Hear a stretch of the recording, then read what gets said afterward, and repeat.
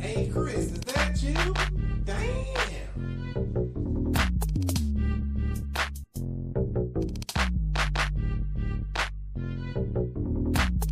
So I want to get into real estate, but don't know where to start.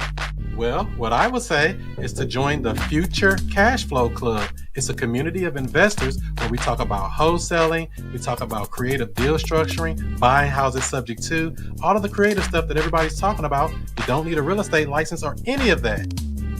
Wow, where do I sign up? Well, I would say go to futurecashflowclub.com. That's futurecashflowclub.com. You can even get a free trial. Try it out today.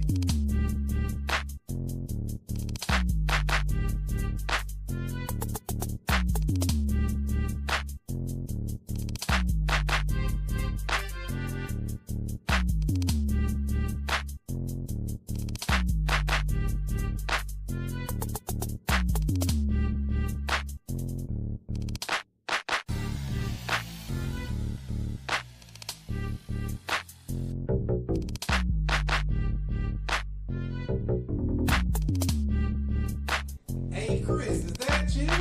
Damn.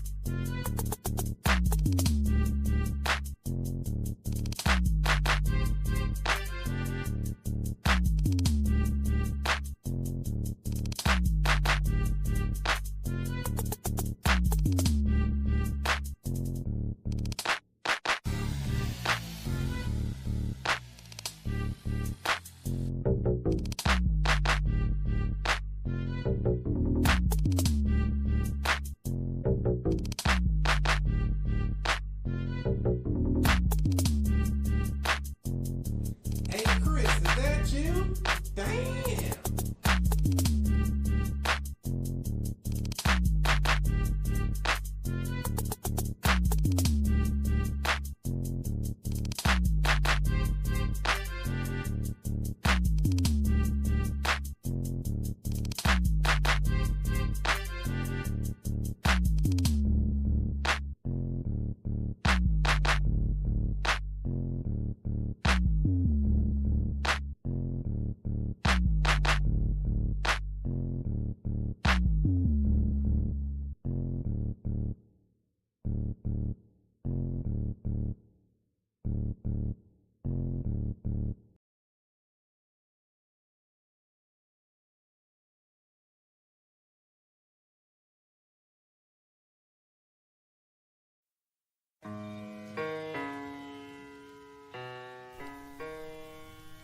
Can you hear me? I don't know. If you don't know who I am by now, I don't know what you've been doing. You been asleep? Let me wake you up with something. Straight up. Yeah. Allow me to reintroduce myself. I'm Chris Monroe. R to the O-E. I flip houses, rent cars, and make money. You know I'm not no motherfucker dummy. This how we... What's happening? What's happening? What's happening?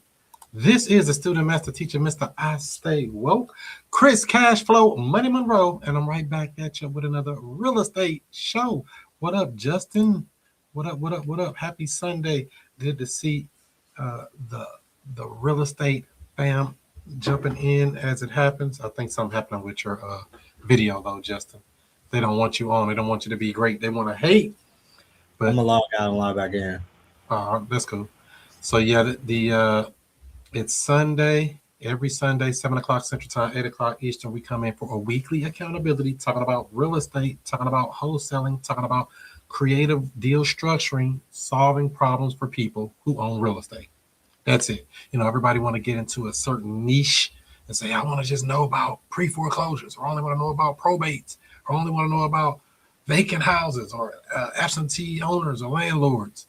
All of them can get that work, or those ones sitting on market with a real estate agent for 90 days, 120 days, 180 days, whatever. Those are all people who may need your help in getting the deal moved, because everybody has their own vision when it comes to doing real estate. Everybody has their own thought process.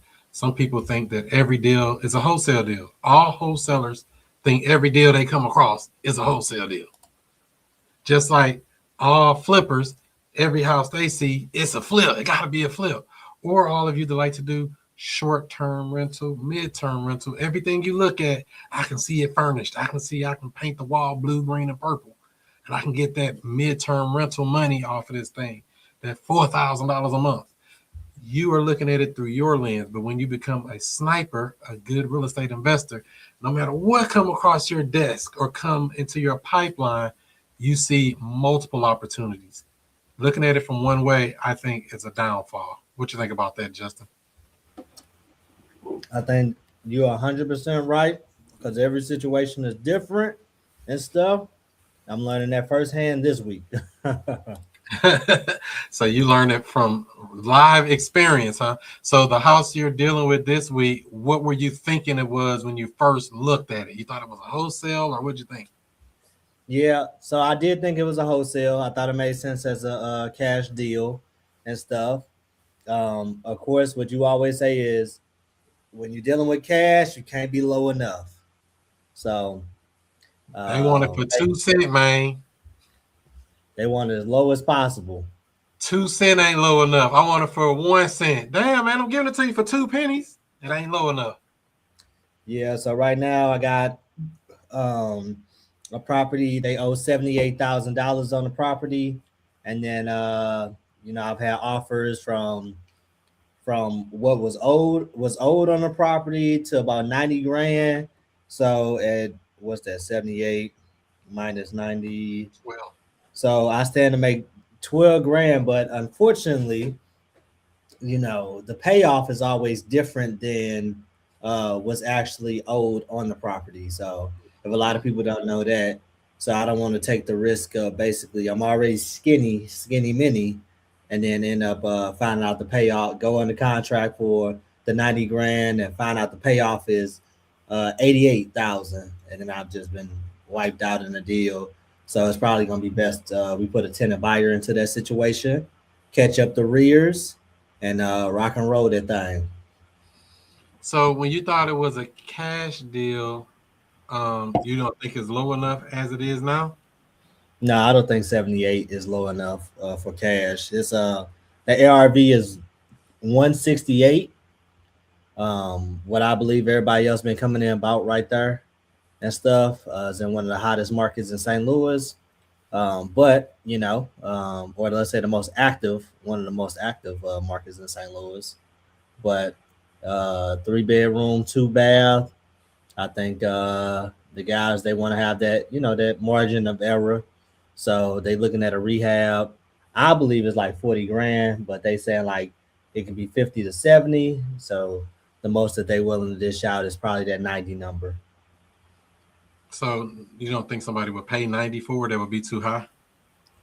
I got an offer on 90, and then they checked out the roof and they're like, maybe we can do 85. And I'm like, nah, I won't. I'm gonna keep it if we anything under 90. So something's wrong with the roof. it's a little dated, just a little bit. I would say maybe about 20 years. Did she have insurance on it? Oh, that's a good question. I don't think so though. Well, she got a But you know loan. what? If she got the mortgage, yeah. Yeah, come on now. We might be getting a new roof on an insurance claim, Justin. Come on now.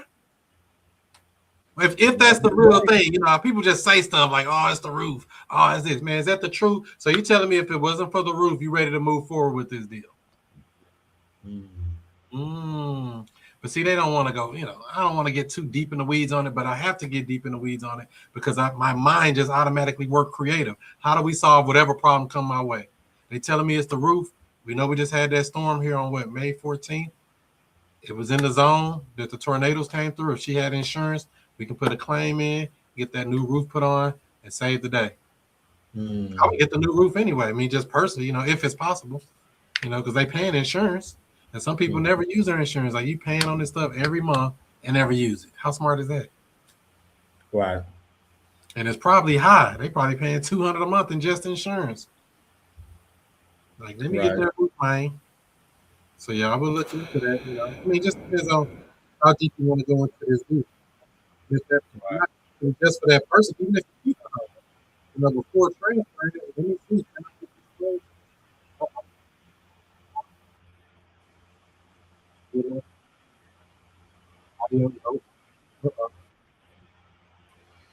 Microphone check. It went off again. Yeah, it's going in and out. Oh, hell no, man. Oh no. How about now? There you go. So it goes in and goes out. That's crazy. We can't be having that. I'm gonna cancel my subscription. This ain't no cheap stuff here. It's like what, $800 a year. But whatever. Part of the game. But what I was basically saying is, even if you're keeping this property, I mean, that's always something to look at prior to transfer, at least putting a claim in to see, Especially because, I did what, 6, 7, I think 8 of my houses got new roofs, something like that. That's a lot of new roofs off insurance claims. Why can't she get it? If she had insurance, we definitely in that striking zone. Every part of St. Louis was part of the wind, hail, tornado damage. So yeah, I'll say this too, as far as experience or whatever, right? So with one of my last sub twos, it was a headache getting the person up out of the property. I made a lot of mistakes as far as not establishing what's going on, D. Howard. I made a lot of mistakes not establishing, like, hey, you got to get out the house. Let's get you out. Let's get you done with. So with this one, as soon as we went under contract, I got her out the house the next day. So it makes it so much more easier to, navigate and kind of see what's going on when they out of the house. We stop in the foreclosure. So now we have room to breathe to try to analyze the deal and try to market it and try to figure out what's going on. So much easier to market an empty or vacant property versus dealing with tenants, dealing with people who live in it. That's a problem. And I don't want to have to fight that fight. So either they got to move on out or we have to have a plan for them to move on out. But mentally, they need to be out, and eventually, physically, they need to be out. So that's why I asked that question multiple times when dealing with, especially pre-foreclosures, if they've been there multiple years, like, oh, I grew up here, my kids here, and they had these emotional feelings about the house. So I'm planting the seed repeatedly on how you're going to be able to move forward and get a fresh start. We might have to paint it a different color than just get out the house. Hey, we're going to get you a fresh start in a new place, get you started over again, a clean slate. You don't have to worry about this house anymore. How does that make you feel? How would that make you feel? How would you respond to that? And they like, yeah, let's go. And I'm like, let's get it. So this game is wide open for those who see it. And that's one of the hardest things, really. Where are you going to go, buddy? I want to make sure they got it in their mind that I'm getting out of here. I'm not staying. I'm not trying to stay. And we're ready to go do that thing. So, yeah, that's what we got. I might be implementing some creative situation to try to save this deal and keep it for myself. So since there's not that much room on the deal, I got another guy who's selling his house. So there's more spread in his house. So I'm gonna get him to possibly sell his house for loan balance only. I put him in the other property, and then have him bring a down payment. I was thinking, whatever he can put together, get him in that house. Me take a larger assignment on this house that he has, and then boom, it's a beautiful situation. For sure. Yeah, I've been getting my sign game up. I went and ordered some more bandit signs or signs that say rent to own home. I've been put those out now, and I've been getting a lot of calls. Like, boy, they call. I'm glad it's going straight to voicemail. I would not want to take those calls, because if I did, it would definitely be a problem. Because they always talking about, oh, I want that big beautiful house that's $300,000, and I got $2,000 to move in. No, ma'am. No, ma'am. Not gonna happen. And so that's why I have to tell them, we usually get around 10% of the purchase price. Anything below that is a case-by-case basis, just to kind of weed them out, to get it in their mind. Because some people act like they can't do the math. Even if a property is $100,000, it's $100,000. Oh, can I give you $500 to move in? No. We want a percentage. We want a chunk of money, especially when we're not doing any kind of credit checks or anything. Do you care what their credit score is, Justin, before they move in your house? Nope. The only thing I've had recently to kind of take in consideration has been one of the properties I'm putting somebody in. Basically, it's across the street from a school. So I did want to look into anybody's background as far as before putting them into the house, because I just don't want to put a sex offender across the street from school. That's been my only concern. When I saw that, I'm like, let me tighten up on this one. Just this particular property. So you saying if they have a offender account or they've been registered as an offender, they cannot move into that property? In that particular property, any other property I don't care about. Why not? Why can't they? It ain't none of my business. But I'm saying if they did have an account with the registry and they did something 10 years ago, whatever, and they're on there for life, they can't get this house. Across the street from a school? Absolutely not. Why not? I'm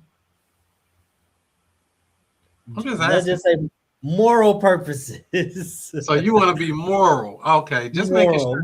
On this particular thing. If it's anywhere else, I don't care. You got a down payment, you in there. But in this particular setting, I just think we just can't do that. Karen would do it. Karen say she don't be Karen. She would deal with it. No, that's a wise thing. Really, Justin, that is wise. You got to use some wisdom in this, because you could be opening up a can of worms. So you wouldn't put somebody in a house across the street from a school, Karen, if they had a registry? Of sexual abuse towards children or sexual abuse, period, rapists. On the registry, no, sir. Matter of fact, we're going to make them a double offender. They did it twice. You're going to put them in the house? Yeah, he can go look somewhere else. He got to get over there. He got $50,000. He need a house. Yeah, he does, but not in this area. I can find him somewhere else. Maybe close to the Missouri bottom road. No, I'm just joking. No. Now, just use wisdom in that. Now, if he got 50 large, we got somewhere else for him. Yeah, somewhere else. Yeah, definitely somewhere else. 50 large, we're gonna find you a house. I'm gonna go door knock whatever area he trying to go in. Exactly. They said they could totally see that, Justin. You are morally fit. You're not allowing it. Yeah, well, these are just some of the things you come across when you're willing to deal and doing real estate. You just don't know who you're dealing with. You're dealing with people. Think about the person who dealt with Jeffrey Dahmer. Jeffrey Dahmer wasn't registered. Oh, no, he wasn't registered, but still. I don't even think they had a registry out back then in the 80s, right? I don't think so. That wasn't even in existence yet. Dietrich wants to know what he never been in prison until he got convicted. None of that. They ain't have no background or nothing. Deetra wants to know what if your child went to that school? Would you want them there? No. Maybe we can switch up out this topic right here. She said, let's slide up out of this right here. I mean, because it is possible somebody could be on something like that. Because I don't really check it. You know, I mean, I guess I should. I just don't. Have you had something that's like directly in front of schools and stuff? No, not. Let me think. Right. I had one that was on the same street as a school before. Yeah. One I was supposed to buy was right next door to a school, but the agent messed it up. But that's another story. On the south side. Talk about this, Chris, because I feel like, boom, everybody about to get their taxes right. Mm-hmm. I just talked to a woman who said she should have 13 large within the next 30 days or so from taxes. Mm-hmm. I kind of felt like I'm about to be in a position where I'm gonna have a bunch of deals ready to go, you know, but I do feel that when it comes to the evaluation process, that I want to kind of raise it up during this time period because everybody's going to have money, and I don't want to be in a situation like the married couple was Shelly now, where they allowed someone into the property who brought a large down payment to the table and was late every single month after that. Well, wait a minute. We got to remember, those people were not bringing a large down payment. That was a traditional renter. They just brought a $3,000 first month rent. So that was a big no-no. So they didn't look at this woman's income? She was a single mother and needed a house. Oh, okay. I see where we're going. So well, yeah, it wasn't. I had the wrong facts on that case. Yeah, that was not a tenant buyer. I mean, not to say that they wouldn't do wrong, but that just wasn't the case with that one. So usually if they put a big chunk of money down, it's just better. I'm not saying they're going to do right because I've got repeat late offenders as well. I got 2 that's always late every month. Always late. And then I got some that's late occasionally, but they pay it and they pay the late fee. So why would I be mad at that? That's called extra income. Extra money. So, I mean, I'm trying to find something. This guy that I just installed as a tenant buyer last week, he sent me a picture of some work he did to the property. He just took possession of it Tuesday.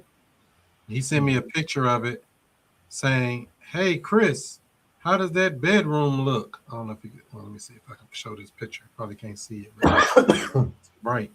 But he put some carpet in there basically. He made it look all nice. It was some ugly hardwood floor, but he put that carpet in there. That looked beautiful. That's what I said. I said, good job. Wow. You ain't playing. On a tenant buyer, remember, they moved into the house and they're going to take care of it. Look like they painted it or something too, though. I don't know. Look like he painted and did carpet. I just told him, wow, good job. Fix that house up, baby. I ain't going to do nothing with it. This is the beauty of the thing we do called creative real estate. I want somebody that's going to move into that property, that's going to love it more than I ever could. Yeah. So what you been working on this week, Miss Karen? Anything good? Anything within 20 minutes of St. Louis? Well, me, Camelita, been working on something in the city that she asked me if I would work with her on it, so I'm still getting details on it. But other than that, I just actually been adjusting to my new location for my job and my new hours. What? Oh no, you ain't playing. Yes, 3 working days now, babe. Working days. They can have evening shift. And I can't believe, it's the area where I'm working is a whole new atmosphere. I'm like, what was going on downtown? But anyway, weekends off, Monday through Friday. That's a shift for me right now. So, and plus they did give me an extra year of time, which makes me 3 years in, and 2 years ago, before I could collect a pension from this place. So I'm a shoot for that because I was getting ready to quit, but been being adjusted to that and working with Camelita on that still in the city. It's only worth about, the house is worth about maybe $2,700. That's what she owes on it. And so looking for somebody. I found somebody actually. We're supposed to go look at it. And So he buys only in the city. That's correct. You say it's worth about $2,700. Yeah. Yeah. So can you buy it for how much? How much can you buy it for? $2,700 covers the remaining mortgage on the house. Question for the seller: will you sell it for what you owe on it? Yep, she will. Well, why she ain't under contract? She's getting all that together right now. She's going through some treatment. So she's supposed to be in town. So Carmelita is letting me know when she's gonna get here. So what's the situation with the house? If somebody can live in it, or just that? It is livable right now because her mother passed away in the house. I mean, I don't know if it was in the house, but she passed away and left her the house. Has it already been transferred to her, or does it still have to go through probate or something? That is a very good question. That was a question that I asked that Clemenita didn't know. And so I need to find all that out. You know, you can just look it up and see who's on title right now. Yeah. Is it the lady you're talking to or the deceased? I think it's not the lady. I don't think it's the lady I'm talking to. I'm not for sure but I think it's not because the name of the woman, it's a real old school name. I don't think that girl is with that name. So I believe it was the person who used to live there. What is it? Is it Ernestine? It's something, Mary Lou something. It's very old school name. So yeah. And so I need to get all that information. The girl's supposed to be here because the funeral is, I think, sometime this week. So it sounds like you may be either running into either a probate or some type of affidavit of heirship situation. Am I getting that correct? It's probably going to run into that. Yep. Why do everybody wait till they die to have all these things and try to come back and do this? Why?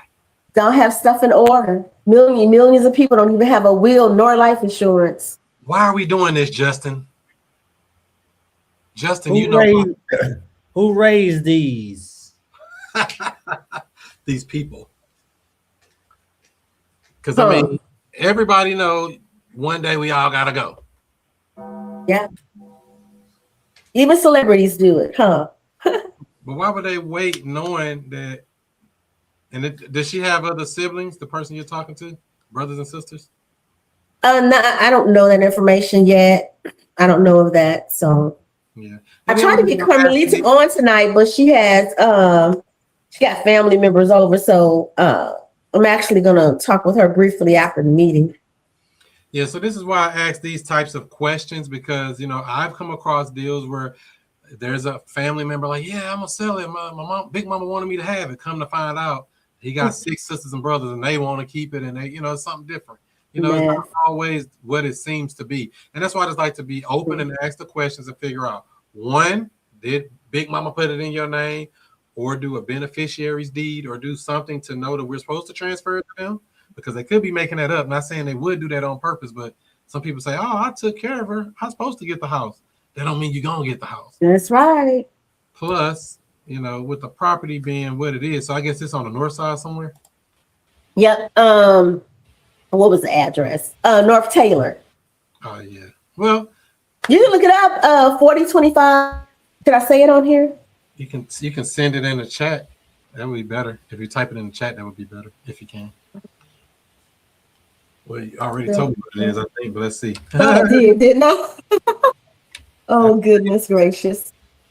Because I can tell you right now. Oh, wow. It's only this is in 63115. Yeah. Roof houses, yeah.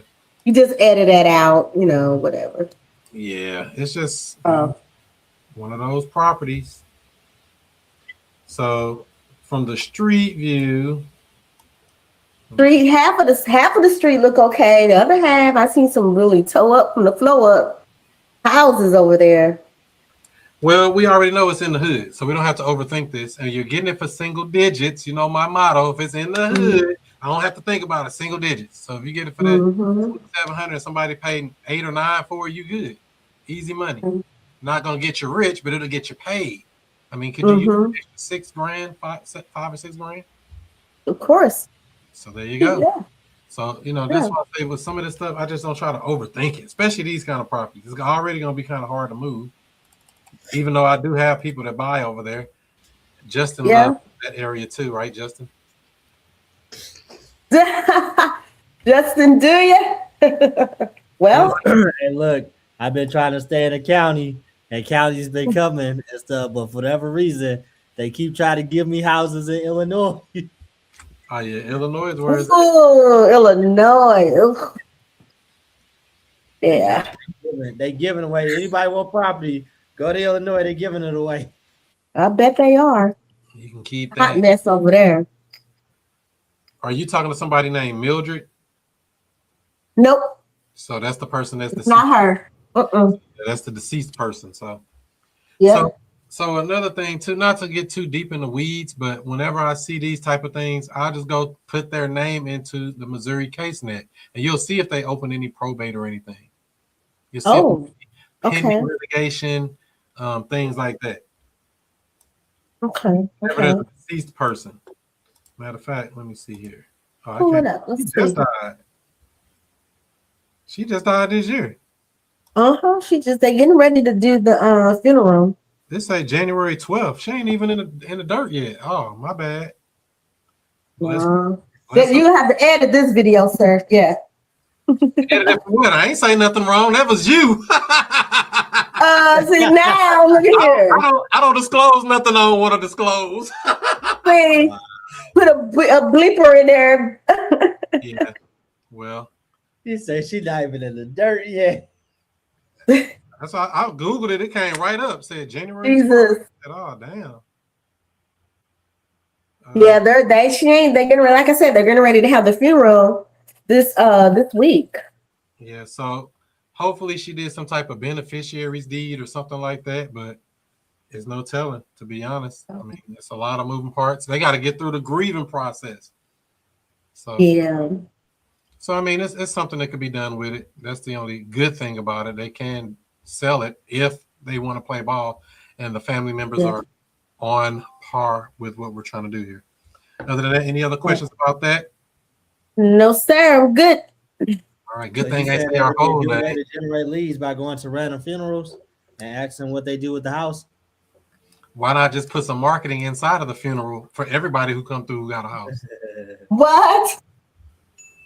Come on, man. You ain't serious. Who? I put it up on their bulletin board. Have an unwanted house. We'll help you get. We'll matter of fact, we'll front you the money for the funeral because them funerals ain't cheap. Yeah, you should. What about laying a bandit? Ideas. I see you aren't getting ideas. What about leaning a bandit sign up against the casket? Oh my God! Bandit sign on the casket. Y'all so wrong. Y'all ain't right. Y'all not right at all. Don't tell me you went and put some bandit signs up in the cemetery. That's even worse. Talking about, hey, before you lay your head on Zillow, sign this paper so I can post it on Zillow. Y'all gonna get reported. I don't know if other people's stuff is separated like ours, but you got to go to certain grave sites if you're gonna do that. Because if you do one off West Florissant, they're gonna bring a whole lot of dollar houses to you. $1. Well, that's fair to say. Yeah, that's the game of real estate we play. What's going on, Art? Anything cooking up in the Indiana, Gary, Indiana? Just working some leads I already got going. Nothing new and exciting that I could talk about right now. What does a perfect deal look like to you, Art? Like if you can get like the slam dunk deal you always wanted, what would that look like? It could be either a wholesale deal or a terms deal. For a wholesale deal, just a seller with a flexible seller with a very discounted price. and they just willing to do whatever it takes to get to closing. So you want equity and terms? Yeah, whichever one comes up. Mm. I like the terms deal the most though, because you can just keep getting paid over time. That's really nice. Terms. Yeah, that's what I like, terms, because I want to go qualify and do all that stuff, especially if they got great terms, like a 2% interest rate or something like that, and I can just take it over. That's a slam dunk to me. Or 0%. If we can get a seller finance deal, 0% principal payments only. That's kind of what I'm looking for. Something like that. I don't see too many free and clear properties like that anymore. I used to see them all the time. Everybody got mortgages now. Or maybe that's the ones I'm coming across. So yeah, terms deals are really, really nice. They're nice like later though. Like I'm starting to be able to recognize the exciting feeling up front a little bit more since I done had a couple and getting paid over time. But they really come in over time, like 6 months or a year down the line. That's when I look back like, man, that's just crazy. That's the game. Yeah, so, Chris, I know we talked about it earlier or whatever, and maybe it'd be good to talk about on the stream. Man, I've had 3 tenant buyers that pulled out on me this week. I did my sales thing. Hey, is there any reason we couldn't move forward? You ready to go? Boom, boom, boom, boom, boom, boom. And they like, yeah, everything's good. I'm ready. I like the place. Blah, blah, blah, blah, blah, blah, blah, blah, blah. And then, I sent over the paperwork and everything. I'm ready to accept their money. And they, hold on. I got to go triple hustle real quick to make sure I got everything. And I'm like, how is this happening? Like, how am I having full-on discussions? You know what I'm saying? Getting the process going, asking them questions, income, they living situation, and they committing to me. And I'm like, are you sure? I've even like said, hey, we'll take half of the down payment now and you'll have the rest before you move in. Yeah, let's do that. And trying to work with them and trying to, level with them. And they be like, they've been going ghost on me. Are these people, is this a phone call or is this people you're talking to in person?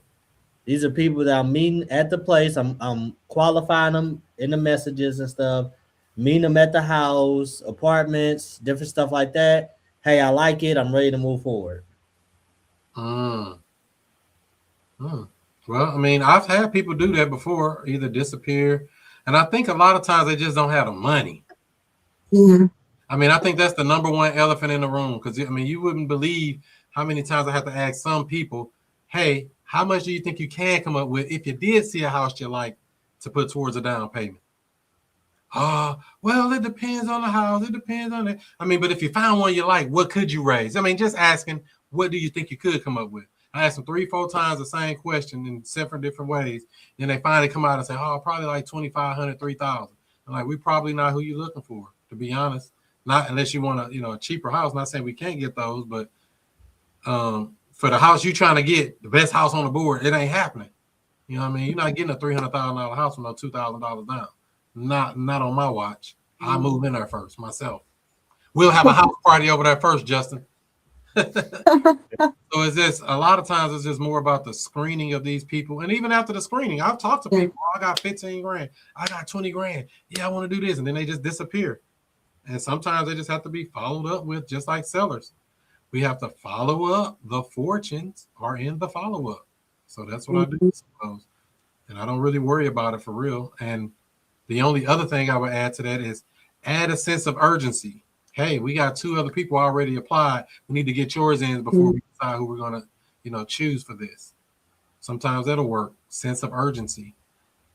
Or we got several other people that just saw it, or we're doing, whatever, some type of sense of urgency to make them want to move quicker. If they got the money, though, sometimes, like I said, they don't have the money. That's the elephant in the room. That's going to stop the whole play, no matter what we say. What you think about all that, Art? Is that making sense? Are you running into something similar to what Justin is? Yeah, I actually just had this happen in the past week.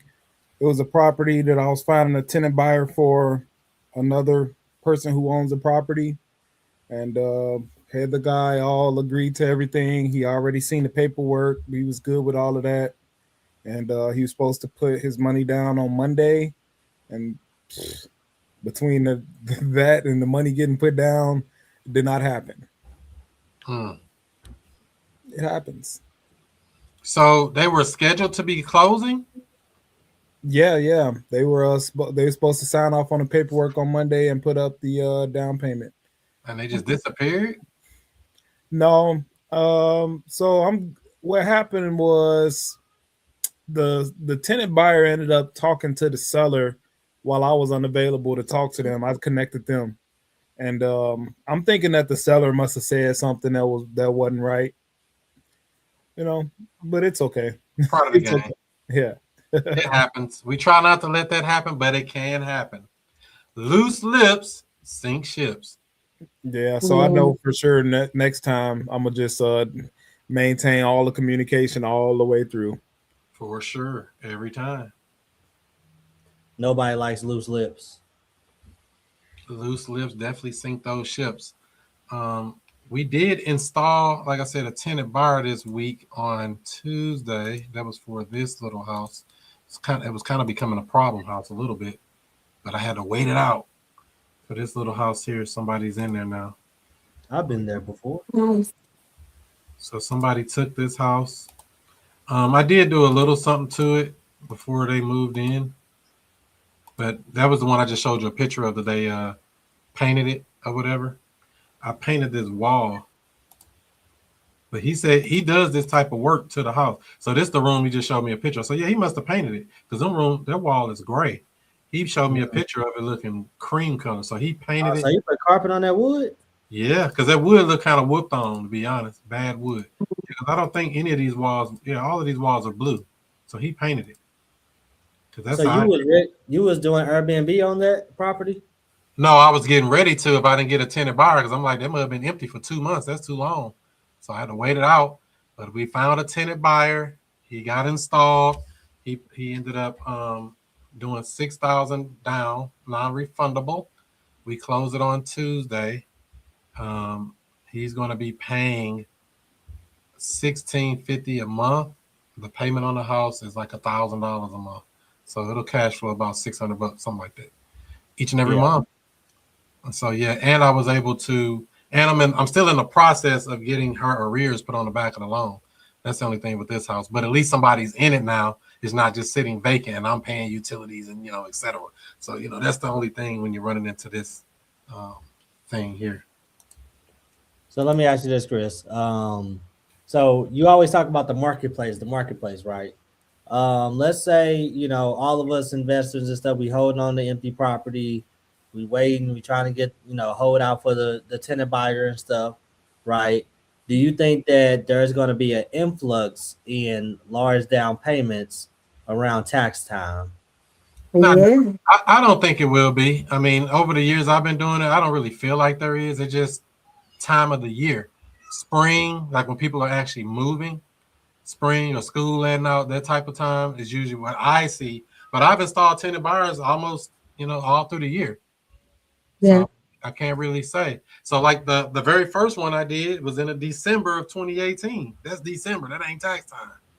And that dude dropped 20 grand. I've had people drop money in April. I've had people drop big money in June and July. So like I said, I think it's more so just when kids are out of school, stuff like that. From what I've seen, I don't think this tax time thing is a big deal, but it can be. What you think, Art? I don't got enough properties to be able to answer that. All I know is get a property and, put it out there and I get something that works out for me all time of year so far. For sure. So what do you call it? ChatGPT wrote this out, make it all cute. All this unnecessary wording. Flat backyard. And these people actually lived around the corner from this house, like 3 blocks away, and they saw the sign. And she saw it when I first put it up, but she said, I don't think we'll ever be able to get that house, hon. That's what she told her boyfriend or husband or whatever he is, I guess boyfriend. Like, I don't think we'll ever be able to get that house. But one day they finally called and checked it out, and he was gung ho, like, yeah, I can fix it. I can do this. I can make that. I'm going to take that deck down and redo it. You know, this was somebody that was, you could see it in his face. I want to fix this house up. And I'm looking like, can you pay for it? If you pay for it and fix it up, you're in this bad boy. You're the guy I've been looking for. So I had to structure a deal to make them happy and put them in there. And so they don't have to even start paying again until February 1st. I did give them basically a free month. So, I mean, I did have to bend a little bit more than I normally do, but I'm like, this house got to go to somebody. I can't hold it. So any questions about this particular tenant buyer installation? Oh, Karen's back. Any questions? Nope. All right. So I'm going to move on to the other one. This deal here, we bought a house. We basically, that's even crazier. We took the tenant buyer's money from that house and bought another house with the same money. So this particular house, which I'm about to share this tab instead. That's excellent money management. Hell yeah, I ain't have to come out of no money. So, get 2 for 1. Right. Get rid of this house and get this nice, big, beautiful house, which I think I showed you already basically what that looked like. There's no tenants in there now. It's vacant. We're in the process of cleaning it out, cleaning it up. It'll be show ready tomorrow. And I'm probably going to do an open house, a 1-hour open house on Wednesday. That's what my plan is for right now, just to show it to the people that's been begging to see it and all this stuff. I've even had some people go to the house, go around the back of the house and look in the window like, oh, it's a lot of stuff in there. I'm like, dude, why you all in the backyard of the house? It ain't ready yet. I told you it need to be cleaned out. He act like he really, really want it. So matter of fact, he called me. I need to call him back. I might call him back through this stream if it don't get too late. You don't like conversations with tenant buyers, do you? Good conversations with tenant buyers are good. Yeah, but I don't remember what that dude said he had. Let me look back in the system here. He told me he had something. He was like, oh, I don't know if he said a good number or some junk number, like $5,000. Now, you won't be getting in this house for no $5,000, sir. Going around the back of my house looking in it. So, yeah, we closed on this deal. Bought it for the loan balance, which was $250 or $248, something like that. Taking over the payments. And we're gonna get a tenant buyer to get in here. Hey, do all these tenant buyer calls, do that wear you down, Chris? Even with the ones you after the voicemail? Actually, no. And in reality, my AI has been taking a lot of the calls, depending on which phone number they call. So if they call our main office number, which a lot of people do for some reason, they'll get the artificial intelligence and it'll screen them for me. I ask them how much they can put down, all of that stuff for me. If they call the direct number that's supposed to go to the straight to voicemail, then they leave a message and then I'll call them back.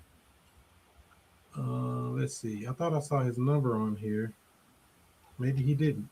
I thought I saw that he had called me in the system because they love to keep calling, boy. I'd be like, boy, are you serious? Somebody called today at 310. Man, anybody who ain't really done a terms deal and put out looking for a tenant buyer with some good marketing, y'all will never know how much people respond to these until you just go through it for real. It's crazy. The demand is bigger than the supply for sure, because there's not a lot of people to do these, especially in a good neighborhood like a house like this one. So yeah, they probably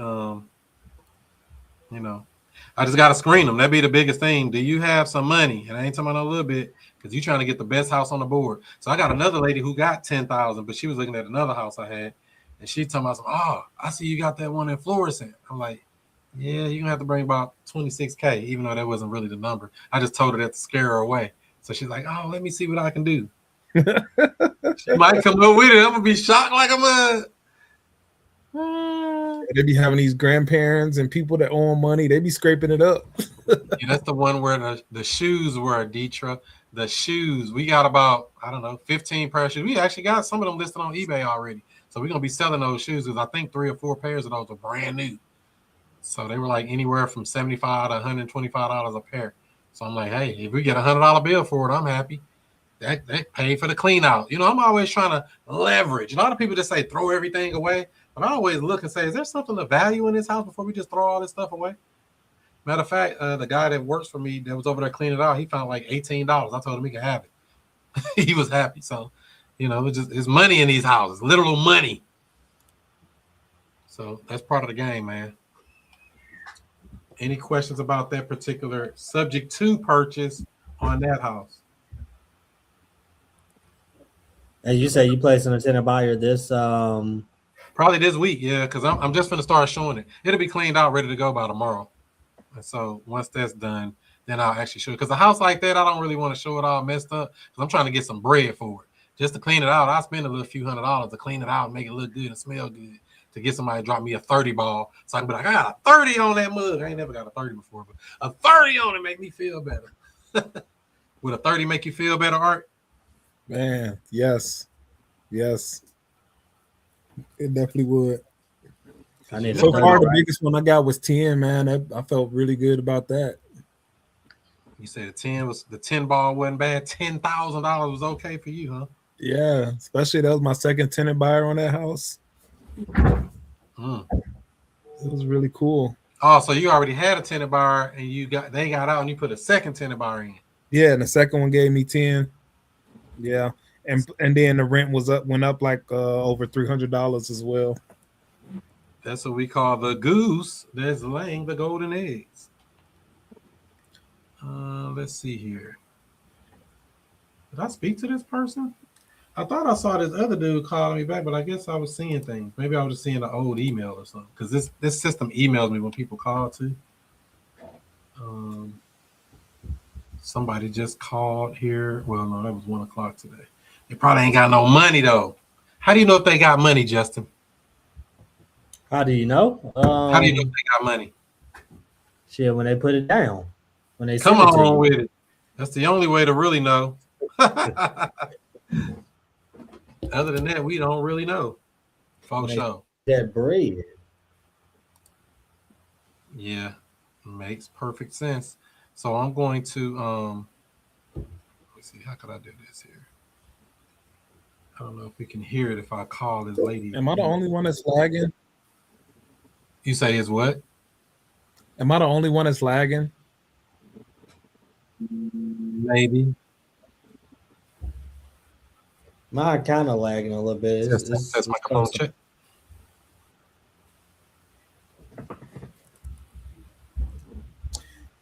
One development I did have on the sub 2 deal I'm working on. Basically, I'm gonna have to do this quiet title because I went to the title company that processed it. That's this particular deal with the memo in place.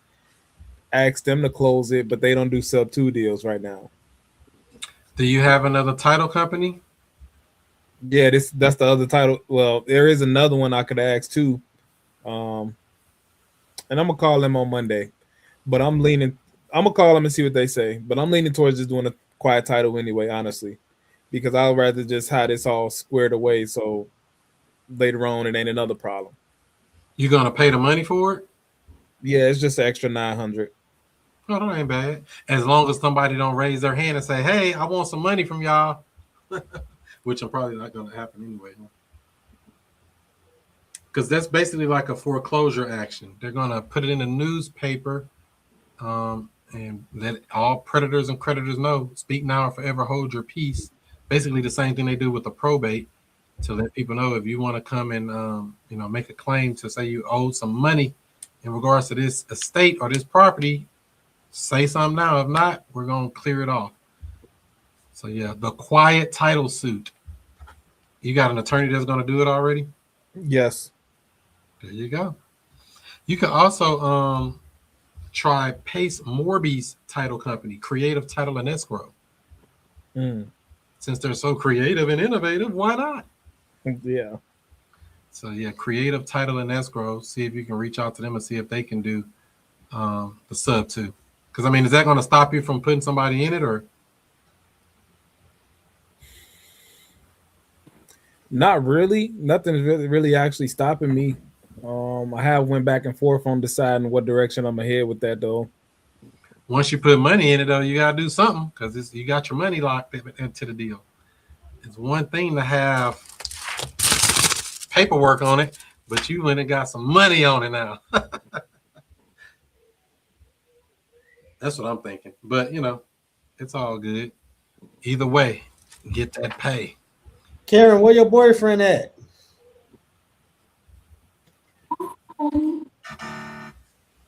That's not my boyfriend. That's my friend.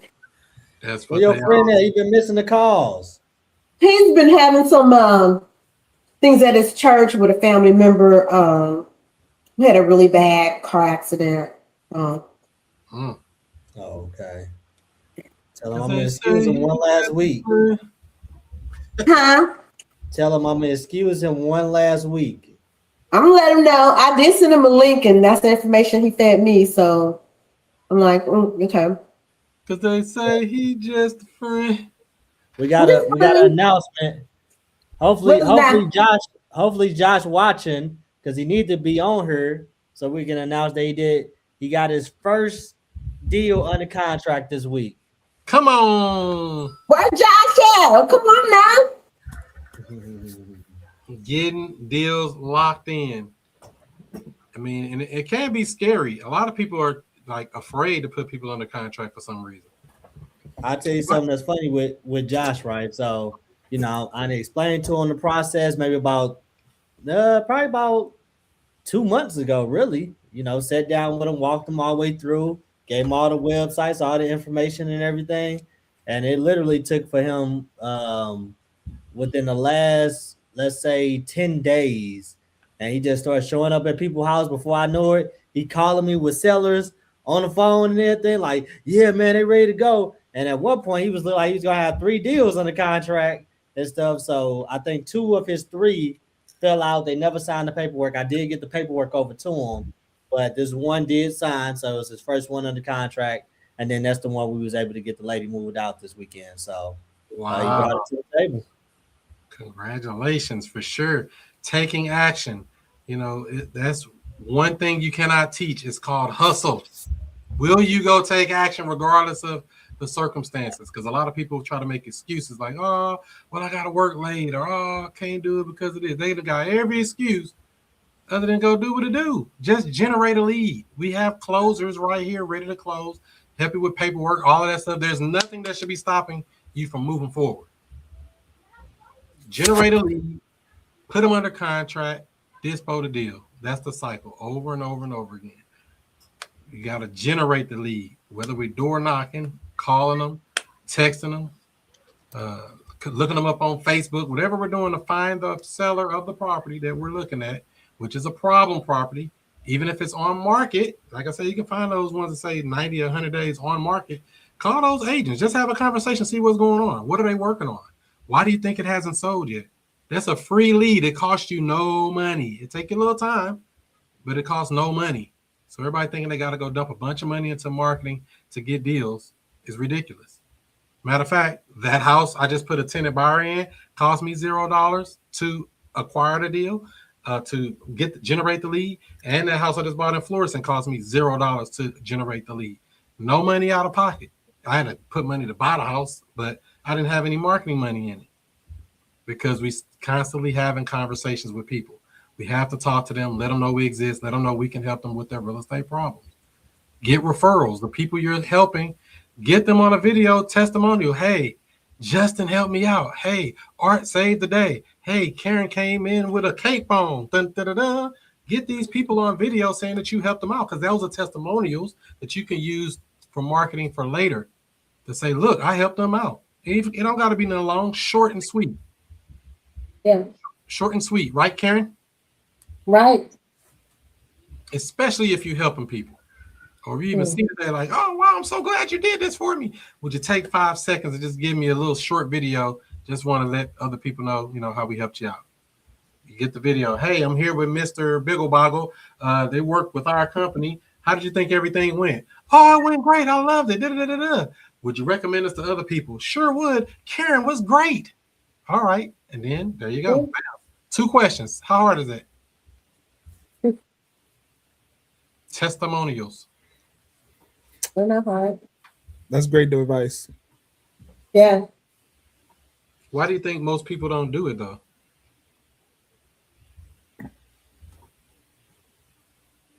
Or maybe some people don't know the power of a testimonial of another person, a third party saying, yes, Justin came in and swooped in and saved the day. Do y'all understand the power of that? That can make you get the difference between somebody else getting a deal and you getting a deal, whether you know it or not. I've had people go look me up online and say, oh, wow, I see y'all have people saying y'all did good. Great. We're going to do good for you too. Because I'm definitely getting a testimony from this other deal whenever it closed here in Florissant, because he kind of worked me a little bit. He don't even, and this don't have to be a video, by the way. This can be over the phone. You can use the audio.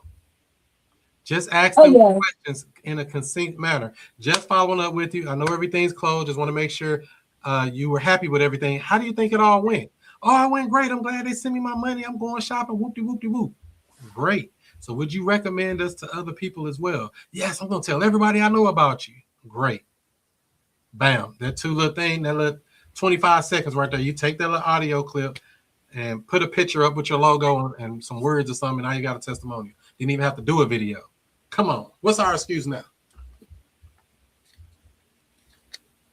You know, written ones are good too, but I like that video and that audio because you can hear their emotion.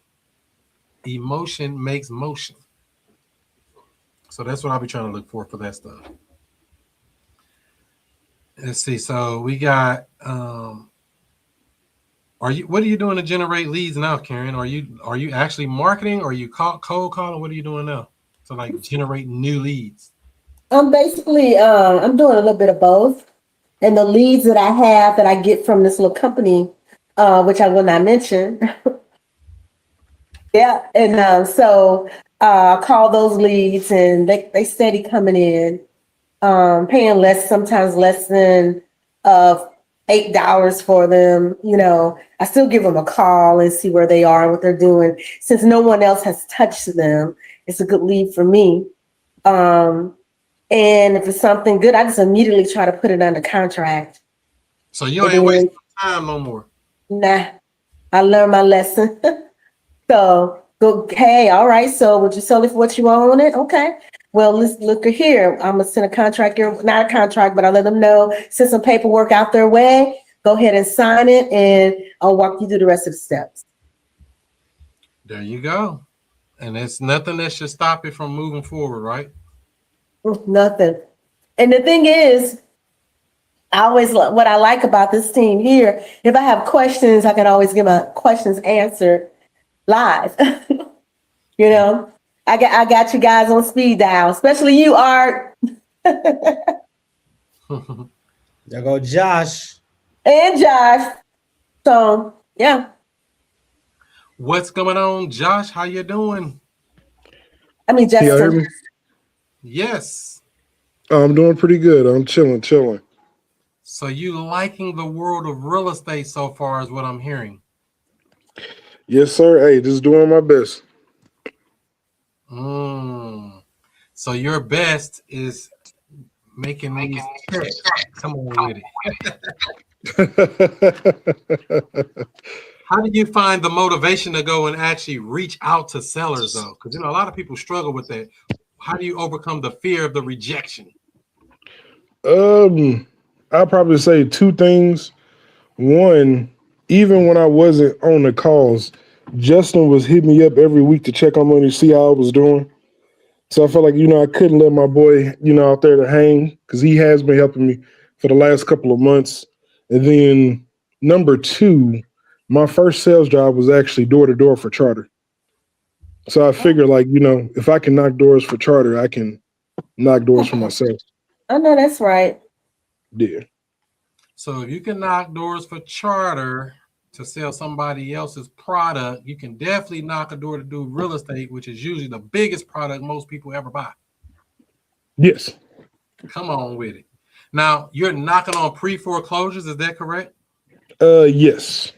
So what's been your experience so far when you knock on the door? Are you getting a lot of like no answers, or people saying get off my porch? What is the most people saying to you? For the most part, I haven't caught anybody at the door. Now, there was somebody, I knew they were in the house and they didn't answer, but, you know, it is what it is with that. But for the most part, I normally don't catch the people at home. but I've been catching like their neighbors, and their neighbors will normally give me like information. Like the lady that we end up getting a contract with, I knocked the door, left the left a note on the door, and her neighbor actually came out and we had a conversation. And he told me like, hey, if she comes back by, I'll let you know. And I gave him my number. That's right. That's right. Now, if you're really a gangster, are you really a gangster, Josh? Before I tell you this, Hey, we'll see. all right. What if you say, Mr. Neighbor, hey, you think you can just give me her number? I'll give her a call. It's very important. Yeah, I'll do it. Ooh, that might flip the script. They might say no, but it ain't gonna hurt nothing, right? Hey, it's important that I reach them. You got a good number I can reach them at? And there you go. And instead of you waiting for them to call you back, now you got a number you can reach them at. Hey, I agree. Shoot or shoot. See, I told you, if you're a gangster, I got some maneuvers. Down to it. They don't all work all the time, but I'm gonna get your batting average increased. I agree. So if somebody did answer the door, what are you saying to them? What are the magic words? Well, first introducing myself, telling them who I am, asking them about the property. I think I asked the first person I got on the phone with. I think I asked them, have they talked to the bank? And then we just kind of went from there. So you bringing it out early in the conversation. Hey, have you done anything to stop this auction? Have you talked to the bank? Yeah. You're not playing around like, oh, I don't know. Are you Billy Bob Smith? You're going straight into it. Straight into it. Okay, so that's getting results. I like it. And so they tell you, yeah, we haven't talked to the bank, or what are they mostly saying? A couple people said they talked to the bank. Essentially, when I get them to the point, or at least the last two, when I got them to the point of where they were looking to sell the property, that's kind of when I passed it off to Justin. So you don't even waste too much time on it. You generate the lead, get it to a closer. Yes. That's smart. Why everybody else making it so hard? Like, oh, I got to think about it. I got to do numbers. Don't do no numbers. Don't do no calculation. Don't overthink it. Connect with a closer. Get the deal done. Very simple. Very straightforward. All right. You say you got a book. Oh yeah, I was just I didn't realize that was a private chat till now, but I was just throwing out there. He was bringing up about somebody said something about rejection. I was just thinking that it's a book called Rejection Proof by Ja Jang, and another book called Go for No for anyone dealing with rejection issues. Hey, that's one of my favorite books, to Go for No. Go for No. Are these books I can even read, or they got big words in it? Yeah, you could definitely read them. You can read a real estate agreement. You can definitely get through those books for sure. D. Howard said, nice job, Josh. You met at the meetup. Oh, okay. Josh know everybody. As a matter of fact, speaking of the meetup, we got a meetup coming up here January the 31st. Local in-person meetup here in sunny St. Louis. The 31st of January is a Saturday, 4:00.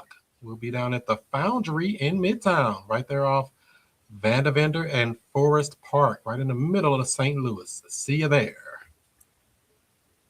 You're going to be there too, right, Karen? I will be there. I work days now. So you're going to say, do what you do, be who you be, and I'll see you before you see me? There you go. Let's get it. Let's see what else we got here. Who is he introducing himself as? Who are you saying you are, Josh? Or are you just saying you're Josh, or I'm Josh with this long company name that nobody cares the name of it? Oh, no, I put on the one and only Josh Ray Davis. There you go. As himself. So there you go. Good question. I just keep it real simple. I don't bring up no companies. I don't bring up anything. I just say, my name's Chris. I help people in situations like this. I mean, how'd you get into this situation? Let them start talking. Or, have a conversation with them. Are you doing something different, Justin? I don't even say my name. They don't even care what your name is. They definitely don't care what your business name is. A lot of people think their business name is everything, but nobody cares. All I say is long balance only. You just go loan balance. They be like, what? Loan balance. Loan balance. No, We're just sir. telling We for need what you owe on it. no. But there's no benefit to them for doing that, though, Justin. What's the benefit of them selling their house to you for loan balance? Debt relief. So when you say debt relief, you meaning I don't have to make payments anymore or worry about this house? Exactly. And that's what some people want. So many people would The just credit, it's over.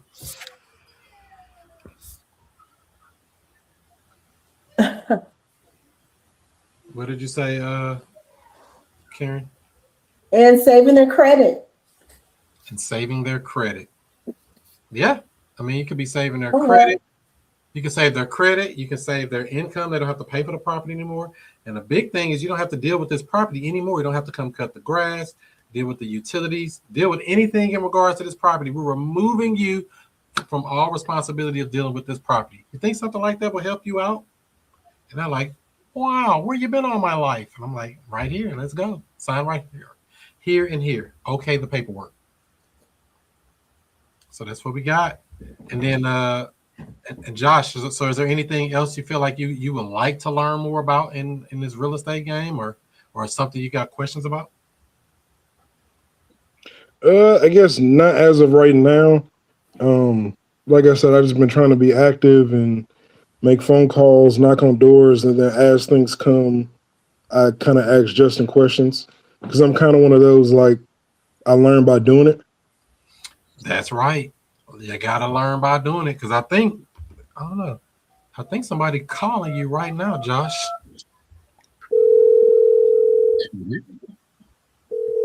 Answer the phone, Josh.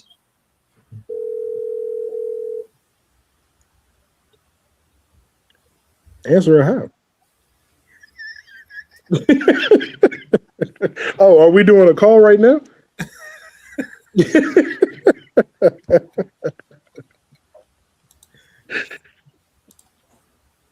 Hey, why I thought you was gonna say money was on the line. My bad.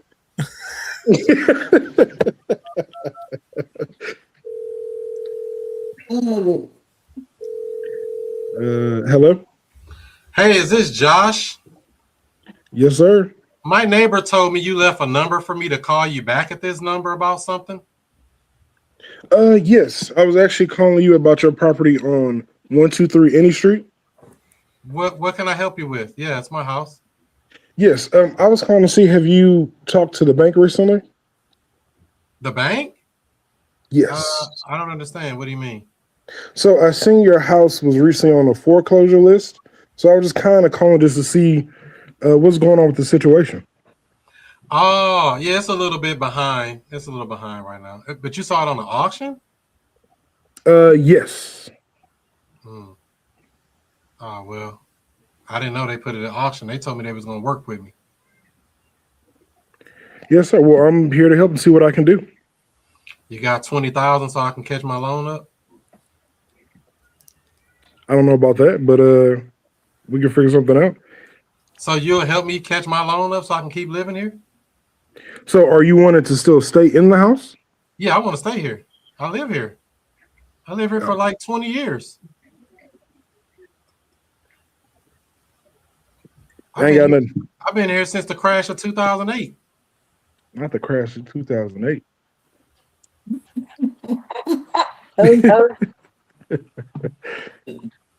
So I mean, what do you say you can help me with? What, do you do loans or something or what? No, I don't necessarily do loans. I just help people with problems. Oh, okay. All right. Well, I was just calling you back to see if there was something. I didn't know why they said for me to call you back. So.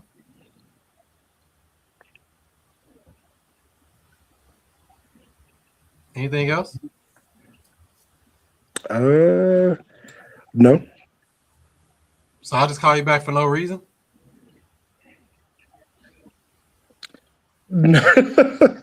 No.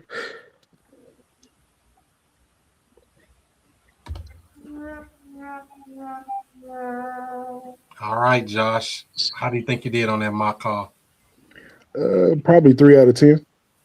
A 3? Dang. I was gonna give it a 2. Nah, it was okay. What do you feel like should have been added to that, or what do you feel was missing? I guess I didn't know where to go when you said you were still trying to stay in the home. I didn't know how to go from there. I would say that probably stopped me. Where would he go from there, Art? Where from that point, I want to stay in my home. Where should he go? I would start asking him like, what's his plan with doing that? If he say he don't got one, I ask him if he able to come up with the money for the reinstatement. If he say he can't do that, then I'm gonna ask him, is he open to selling? Come on. Somewhere in there, if all that you just told me don't work out, would you consider selling it? And let him answer. You gotta have that. It's not necessarily that I'm just here to buy your house, take your house. The question, you gotta frame it just right. You told me all this stuff, how you got in a situation, whatever it is, whatever the conversation was. If all that doesn't work out, would you consider selling it? And let them answer.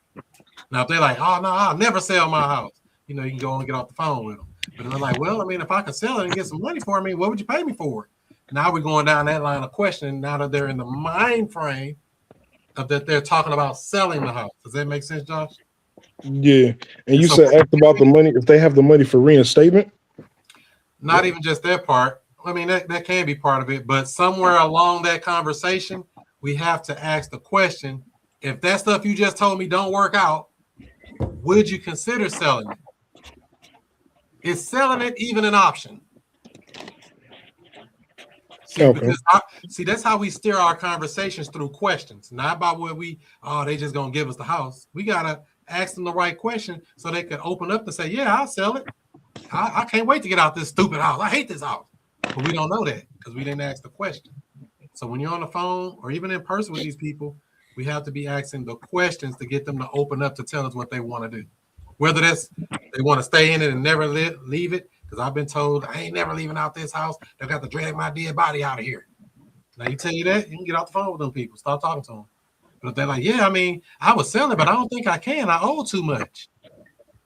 Whatever. I don't even care what they say. But if you would even consider selling it, let's see how we can make that happen for you. Is that making sense? Mm-hmm. But you have to ask that question to allow them to tell you, yeah, I'd sell it. Or no, I would never sell it. What was that? Go for no? We're going for the no. Right there on that question. Anything else we need to add on there? Justin, was that right? Is that what you would have did too? Yeah. So I'm gonna say one thing I really like that he did was when he was when you had asked about what are you or whatever, you're like, I'm just a guy who handle help with real estate problems. And it's too many people who want to disclose to the sellers, who they are, what they do, their history, all of this different stuff. And then you really scared the sellers with all this, these fancy words and stuff. Oh, I'm a wholesaler, I'm a flipper, I'm a bird dog, I'm all this different stuff.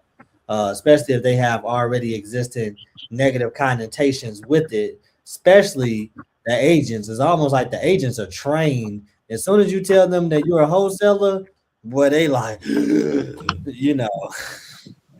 remember Chris, right, my friend, they were like, Chris, they were like, are you cash? They always like to ask, are you a cash buyer?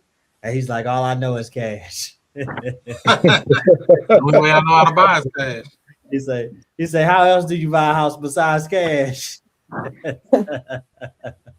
So, I really like that you picked that up, Josh. I thought that was a good one. So, of course, you got to just get those questions on the table. Everybody be looking for a script. It's not a script. Just ask the questions, to try to get the understanding of the person's situation. And then once you got that, it's a beautiful thing. I haven't seen my guy Jay on this call since we had that talking the other week. So I'm hoping to see him back, and when he come back, fresh and ready to go.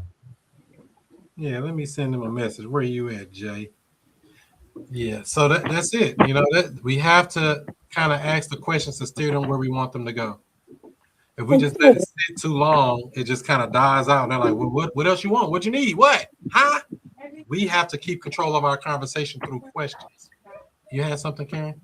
Yeah. So, what about playing a little bit on the auction date?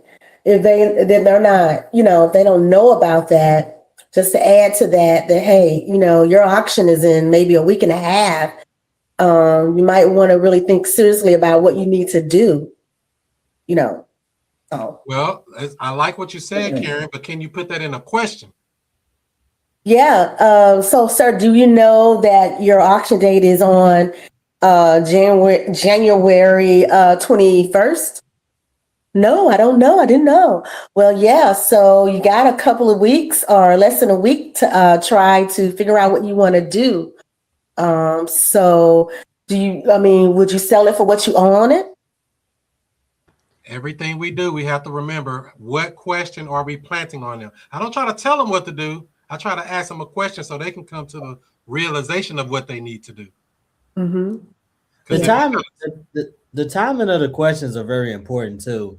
Because I just think, I know I like saying, would you sell it for what you owe on that? But, I'm saying that once I fully understand their situation, like the timing of that question, because you can offend people with stuff like that, So you just got to be very mindful of when you go in for those closing questions, So if we can do this, are you ready to move forward? Yes, I am. So that's after I've already come to the full understanding of what their situation is, what type of solution that they have in their mind, because people have different solutions and stuff, and you can mess up a deal by even throwing your own solution onto their problem. You want them to come to the understanding, because if you try to give it to them, they're not going to accept it. They have to understand that, hey, I'm ready to move forward in this situation and stuff. That's one of the biggest lessons I've learned from my first deal that I got on contract is I tried to think for him and he didn't perform as a result of me thinking for him, because logically, I believe my logic was correct that, hey, brother, you in a situation, you're making hard money loan payments every single month. You trapped in a deal. If I could get you cash, you ready to go. And that wasn't the case. He needed a place to move to. He not only wanted to make an exit with a couple of dollars in his pocket, he also needed somewhere to stay. So, but see, if I asked the right questions, I could have got him to articulate that. And he was telling me that in so many words, he was like, hey, if we close, can you sign an agreement that says that I have, 30 to 45 days before I have to get out? And he trying to do all of this stuff. And I was just honest with him. I'm like, I can't sign nothing like that, So, and he didn't perform as a result of it because I did not listen to what he was saying and I did not ask the right questions. So what you're saying, Justin, is it's important for us to understand them. What are they thinking? What are they feeling? What would they like to happen? Not what we want to happen. What would you like to happen, Mr. Seller? You got an auction in a week. I mean, what do you plan on doing to get this all solved? What would you like to happen in a perfect scenario for you? And let them answer. And they'll tell you what to do to close them right there. Man, if I just had $5,000, man, I'd be ready to get up out of here. So you telling me if we can put $5,000 in your pocket, you will sell us the house and you'll walk away and won't have to worry about it anymore? That would help you out? Is that what I'm getting? Yeah, let's go. And they ready. Some compassion with minimizing their feelings. It has to be their idea. Exactly. This is why I say we have to formulate in a question. I don't preach and teach them what to do. I ask them a question and then I allow them to answer, and they close themselves by answering it. Josh just saying firsthand with the Latina woman and stuff. He came to the table, gave me the phone. I made sure hey, Josh kind of gave me a little bit of insight of what's going on, but you tell me about what's going on. And I made her still, even after she probably already told Josh everything, articulated to me so I can understand her situation. And then she was ready to go. She's like, I already have a place to go. Boom, boom, boom, boom, boom. I just don't want it to foreclose and they come back on me and I have to pay and blah, blah, blah, blah. Oh, okay. And then I think she had questions about the agreement So I decided just to go over there. And when I got over there and stuff, answered her questions that she had, she signed. And one of the problems that she had I had to actually physically see her and her daughter had a U-Haul truck, and she literally was trying to, her daughter might have been, she older, might be on the spectrum and everything. So I'm like, hey, y'all don't have any men to help y'all out? She's like, men? You ain't seen a man in 20 years now. Right. So, I'm like, hey, we're gonna, get some people up over here tomorrow to help you out and stuff. So I had my people come, and then we packed up a lot of her stuff. She wasn't ready to move really, but I just wanted to go ahead and just get her out so she don't waste her money on her U-Haul and stuff. She really wasn't packed and stuff, but we got that thing on a lockbox immediately. So they was over there in no man's land. Wow. Yeah. That's crazy. Somebody calling you now, Justin, and I think it's a hard call.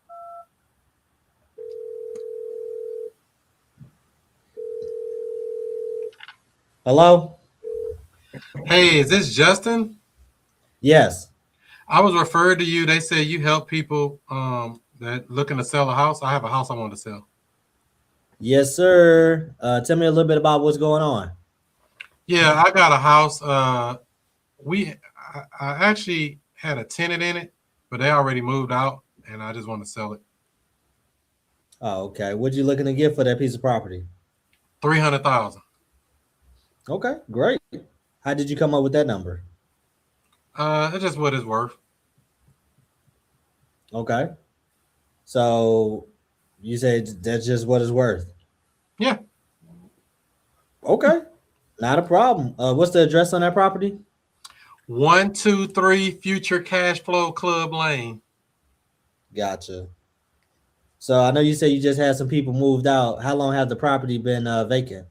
They just moved out yesterday or Saturday. Okay. What have you wanted for them to move out before I try to sell it? So, and I saw you was posting on Facebook, and one of my friends said you did a deal with them or something. So I said, let me call this guy and see if he can buy this house. Yeah, that's what it's about. We get things done over here. Let me just ask you, what have you wanting to sell? Because I don't want to be a landlord anymore. Oh, okay. So you wasn't interested in putting another tenant up in the property? No. Tell me a little bit about the property. It's a 3-bedroom, 2-bath, full basement. It's partially finished. It's walkout. It's in good shape. Nothing really wrong with it. I mean, they didn't tear up the house, nothing like that. Might need a good cleaning, but other than that, it's a pretty good house. When's the last time you had the roof replaced? I've never had the roof replaced, so I don't know. Yeah. So did you do any market research before you came up with that $300,000 number that you're looking to get? Said 320, so I said if I sell it for 300, somebody should be happy. Gotcha. Okay. You just looking to liquidate, just have put some cash in your pocket? Yep, just sell and be done with it. Okay. Well, here's what I'm gonna do. I'm gonna run some numbers on the property to see what I'm able to put together for you. See if we're able to get you that 300,000 that you're asking for. In the event that we're not able to get you that 300,000 cash, would you be open to doing something creative for us to get you there? What do you mean? So what we've done in the past is, let's say, like with Miss Mary, we've been dealing with her for about 5 years now. Every single month, she's been receiving mailbox money towards that payment amount that she was looking to get. Would that be something you'd be open to considering? You say mailbox money? No, I just want to get all the money. Okay, so you say clean cash deal. Yep. Okay, great. Have you taken any other offers besides calling myself? No, I'm gonna start calling people after the MLK holiday. That's when everybody gonna be ready to go because they got a dream. All right, so this is what I'm gonna do for you, Mr. Chris. I'm gonna run some numbers on it and see what we're able to do, and I'm gonna put together an offer for you, and then hopefully we're able to move forward and get this thing done. All right, that'll work. Thank you. Okay, great. All right.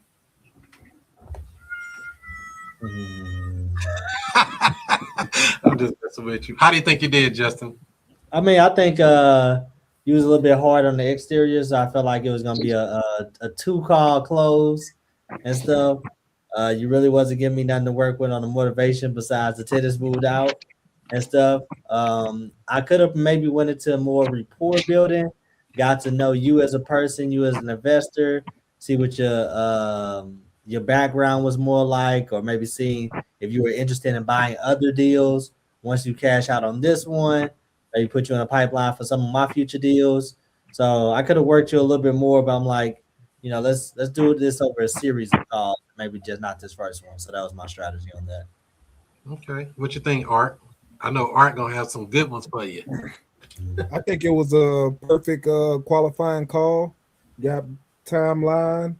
Well, did we get timeline? Wait. Whoa.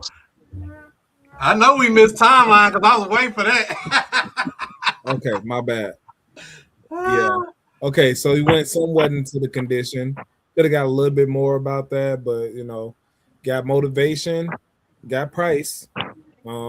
Yeah, definitely for the timeline though. I guess that's the one thing you was missing. But you did ask about terms too. I like that you asked about that to see if they're open for that. And I think you set them up pretty good for your next offer phase. Okay. You can always if anybody on a call like that and you miss like something like that, it's not a huge deal. If you already established that they accept text messages, you can just shoot them a text message like, hey, how soon, if we work everything out, how soon are you looking to sell? And they'll let you know, 30 days, 60 days, whatever. Yeah, makes sense. Karen, did you have something? Any thoughts about Justin's call? I thought it was a great call. I mean, did we get condition? I think we did get the condition, didn't we? Yep. So he needed a roof replacement. I like how he came back and said that, let me do my numbers and, let's see if I can get you closer to that number. And I like how he said that. So okay, letting him know that we're not totally accepting what you're saying right off the bat, but tell you what, we'll work our numbers and let you know what we come up with, and we'll hold a conversation from that. Okay. So a couple of things I would do differently. One, we did not get timeline, especially when you say that person's not giving you anything about motivation. That timeline question would help you find out their motivation. Because now they say, how soon would you like to close? Oh, as soon as possible, or in 2 weeks, or in a month. What happens in a month? What happens in 2 weeks? What happens if you don't sell? Why aren't, I know you got my number from somebody on the internet and you saw me online. I mean, what is, I know you said you wanted 300,000, but I mean, is that number, you got any wiggle room on that price? Yeah. I don't really like beat them up on price, but I do have to beat them up on the motivation. You're not getting off the phone with me without giving me something to work with on motivation. I guess that's what I should be saying. The motivation, we cannot dodge that part. And that timeline kind of helps couple with the motivation to help you understand, hey, I want to be done in 30 days. Or say they don't answer. Say you ask them, how soon would you like to close? I'm open anytime. So if we close in the next 30 to 45 days or sooner, that would work for you. You see how everything we're doing is putting a question on them, a question to force them to answer it. Even if they dodge it or give you some vague answer where it's really not helping or really not helping anything, we have to ask them. Because if not, they'll end up giving you that runaround and you get off the phone with them like, all right, I'm going to run numbers, but numbers don't mean anything. Numbers not going to solve his problem. What is your problem? My problem was baby mama left me. She left me with these bills, a whole bunch of other stuff, but we didn't get that deep into it. We don't know. Not saying that that person's going to disclose that on the first call, but we have to give them an opportunity or some line of questioning to get them to open up. Because they don't know you. They did see you online or got referred or whatever. So that kind of helps you. So they might open up. If it's a referral, hey, Chris, they told me you help people out all the time. Actually, I do. What's going on in your world? How can I help you? What is the challenge that's stopping you from selling this property? Why don't you just list it like everybody else and put it on the market and see what you can get for it? Some people say don't use that, but I do it all the time. I don't care because I want to make sure they know when you come to me, we doing a deal. I don't want them dodging out, feeling like, they left money on the table or that they're taking a loss. I want them to know that, hey, you told me your situation. I understand your situation, and here's a solution. Whether we go with the solution I offered or not, it's totally up to you. But me getting off the phone to run numbers, don't do anything. Josh, you had something?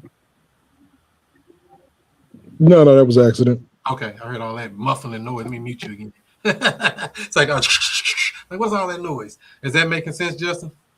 Yeah, 100%. So just getting the line of questioning is very important. Yeah, add more to the repertoire as far as I like how you circle back, with the series of questions through the timeline. That didn't cross my mind during the call, but that's a great point. So 2 things I would take away also. I'm not beating them up on the price immediately. I am going to ask where'd you get that number from, but I'm not going to necessarily beat them up right then and there. And 2, I would also want to understand their motivation, because I don't know what they're doing. I don't know what they're trying to really accomplish. Why don't you sell the house? I think I put it on here. Is there a reason you don't rent the house out to somebody else? Versus, are you planning on? I think you said, are you planning on renting or something like that? I like to put it in a way where they have to tell me, hell no, I ain't never doing that again. I don't want to be a landlord. I hate it.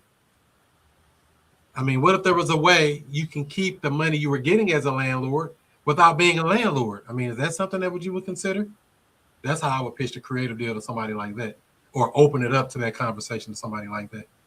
And these are just different style tactics you can put into your line of questions to try to, help you clean it all up. Any other questions, thoughts, concerns on Justin's call?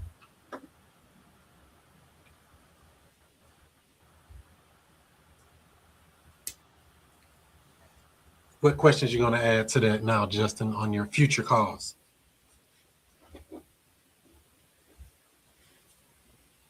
Froze. Uh-oh, he froze. You back? So I'm not beating him up.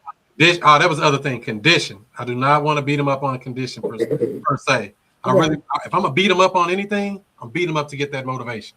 If I choose one, I'm gonna beat him up on what's going on. How did you get? I'm an investor, right? And we want them. We ain't got to get them for $2, but we want them for cheap. Just being honest with you. Ha ha ha.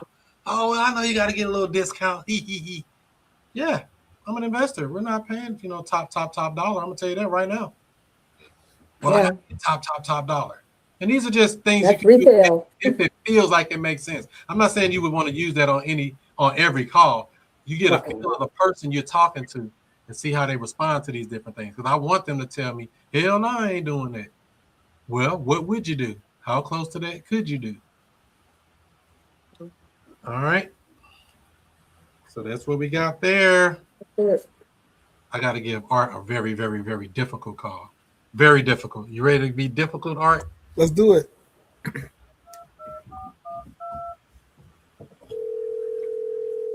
Hello, this is Art. How can I help you? Hi, Art. I was referred to you by a guy named Justin. He said you buy houses here in Gary, Indiana. I have a house here I wanted to sell. Oh, okay. Yeah, we do buy houses in the area. Can I get the address of this property? 555 Future Cash Flow Drive. 555 Future Cash Flow Drive. And can I get your name, please? Chris. Okay, Mr. Chris at 555 Future Cash Flow Drive. Can you tell me what's going on with this property? Yeah, so this was a house that we fixed up and everything. We had it rented for like 6 months, but the tenant ended up moving out. And so we decided to just go ahead and sell the property. I got 2 other houses. I'm an investor, but I don't think I want to keep messing with this house in particular. So I thought I would reach out to you. Okay, so you say you had a tenant in there for 6 months and then the tenant moved out? Yeah. Okay. She got a new job transfer. So the house is still basically new looking. It don't need anything. So tenant was there for 6 months and got a job transfer, and now you want to sell it. Is there a reason why you don't just rent it out? Because I got another property I'm looking at buying. I'm trying to buy 4 families. This is a single family. I want the 4 units. All investors want the 4 units. That's all we love. Okay. What area are you looking to get a 4-unit in? I haven't decided yet. I just know we're going to sell this one first and get the money from it because we got a lot of money in it when we fixed it up. So we put like $70,000 in it fixing it up. So. Oh, wow. He did a full rehab on it, yeah. A full rehab? Yep. For $70,000? That's really good. Okay, so you did $70,000. How long ago did you do the full rehab? 6 months ago, right before she moved in. It was a flip, but we ended up renting it out. Oh, okay. So you planned on selling it and then you decided to rent it? No, we were going to rent it, but we found a different property. We're going to do a different strategy now. We're not doing single families anymore. Got it. And then, so how much are you asking for this property, Mr. Chris? 300,000. 300,000. And how did you come up with that number? We just ran some comps in the area and see that they sell for like, 350, 360. So, I mean, we left a lot of meat on the bone for a property that's move-in ready at 300,000. I mean, is that something you think you would do? 300,000. Well, if we're going to be buying this all cash, then we would need to be less than 300,000. Is there any wiggle room on that price? Maybe, but we want to be 300,000, just to be honest with you. That's really where we want to be at. Got it. So if I looked into it and then talked with my team and we were able to pay 160,000, what would you say to that? I'd hang up the phone. You would hang up on me, Chris? I would hang up on you, Mr. Art. I'm sorry. I'd say you're not the guy we're looking for. Like I say, this house doesn't need anything, so there's no repairs to make or anything. It's move-in ready. We're gonna clean it up and everything. We already got all our stuff out, so we just gotta go send the cleaning crew through this week. Got it. So what do you think would be the least amount that you would actually take for the property? I mean, really close to 300,000, like 290, something like that, like or higher. 290. Like I said, they don't need anything. There's no reason to, just sell it real cheap. Okay, I got it. And then if there was a way that we could come up to your 290, would you consider taking a payment on this property until we pay you off in full? A payment? What you mean? What I mean is what we've done with other properties in the past is, for example, we would agree on a purchase price. In this case, it would be possibly 290, and then we would set it up where in what's this, January? So March, we would start making our first payment to you, and then we would just make a payment on your 290, and then we'll just keep making that payment. Does that sound like it'll work out for you? I'd have to check with my bank because I don't think they allow that. I don't want the due on sale clause or whatever they call that thing. No, I think I heard it is sub 2 or something. No, I don't want to do that. Oh, so do you have a loan on this property? Yeah. How much is left on a loan? I think like 250, something like that. 250. Oh, 240. No, it's 240. That's why we're trying to get our rehab money back out of it. That's why I'm trying to get 300,000. Okay. Yeah, so what we would do in this case is so basically we would just take over making your payment on the property. It's a real popular way that we buy houses.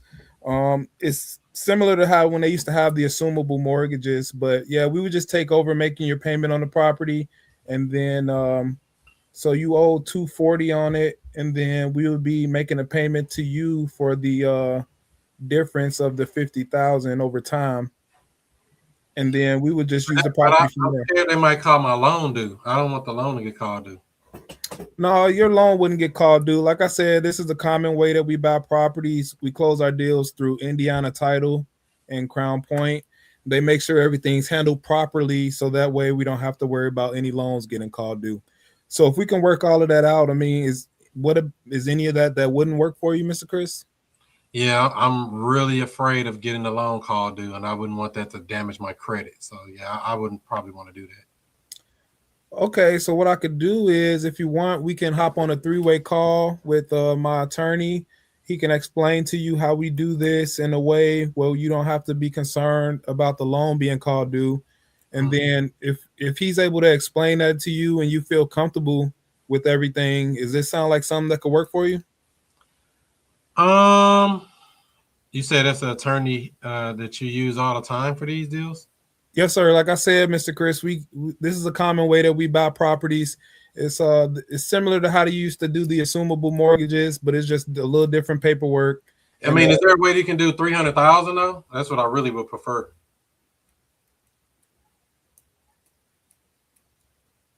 So if we could do 300,000 and my attorney's able to show you that we're going to be able to put this away in a way that you don't have to be concerned about the due on sales clause. We'll take over making your payment for the 240, and we'll make an additional payment to you each month for the other 50,000, and we'll start making our first payment in March. Does that sound like it could work for you?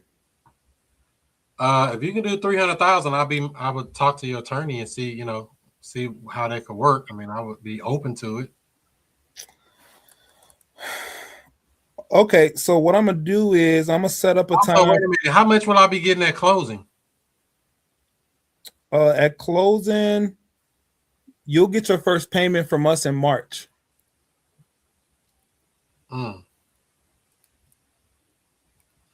But I need something at closing. So, well, we usually buy these with nothing down, but if we were to give you some money at closing, what's the least amount you think you could take? We need at least 10,000 down if we did something like what you're talking about. 10,000 down. So I mean, we could do like 5,000 down.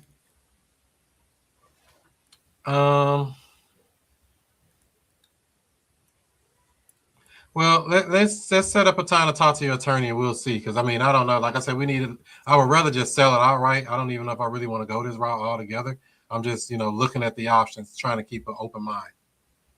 Yep, and to be clear, Mr. Chris, you would be selling the property outright. You would actually be done with the property at the date of closing, and then the mortgage would stay in your name, and then we'll make a payment to you on the other 50,000, and then we'll start making our first payment in March, and then after we talk to our attorney, we'll double back and we'll decide on what our down payment will be, and then if you don't have any other questions at that time, then we'll be able to move forward, and we can have it closed in about a week.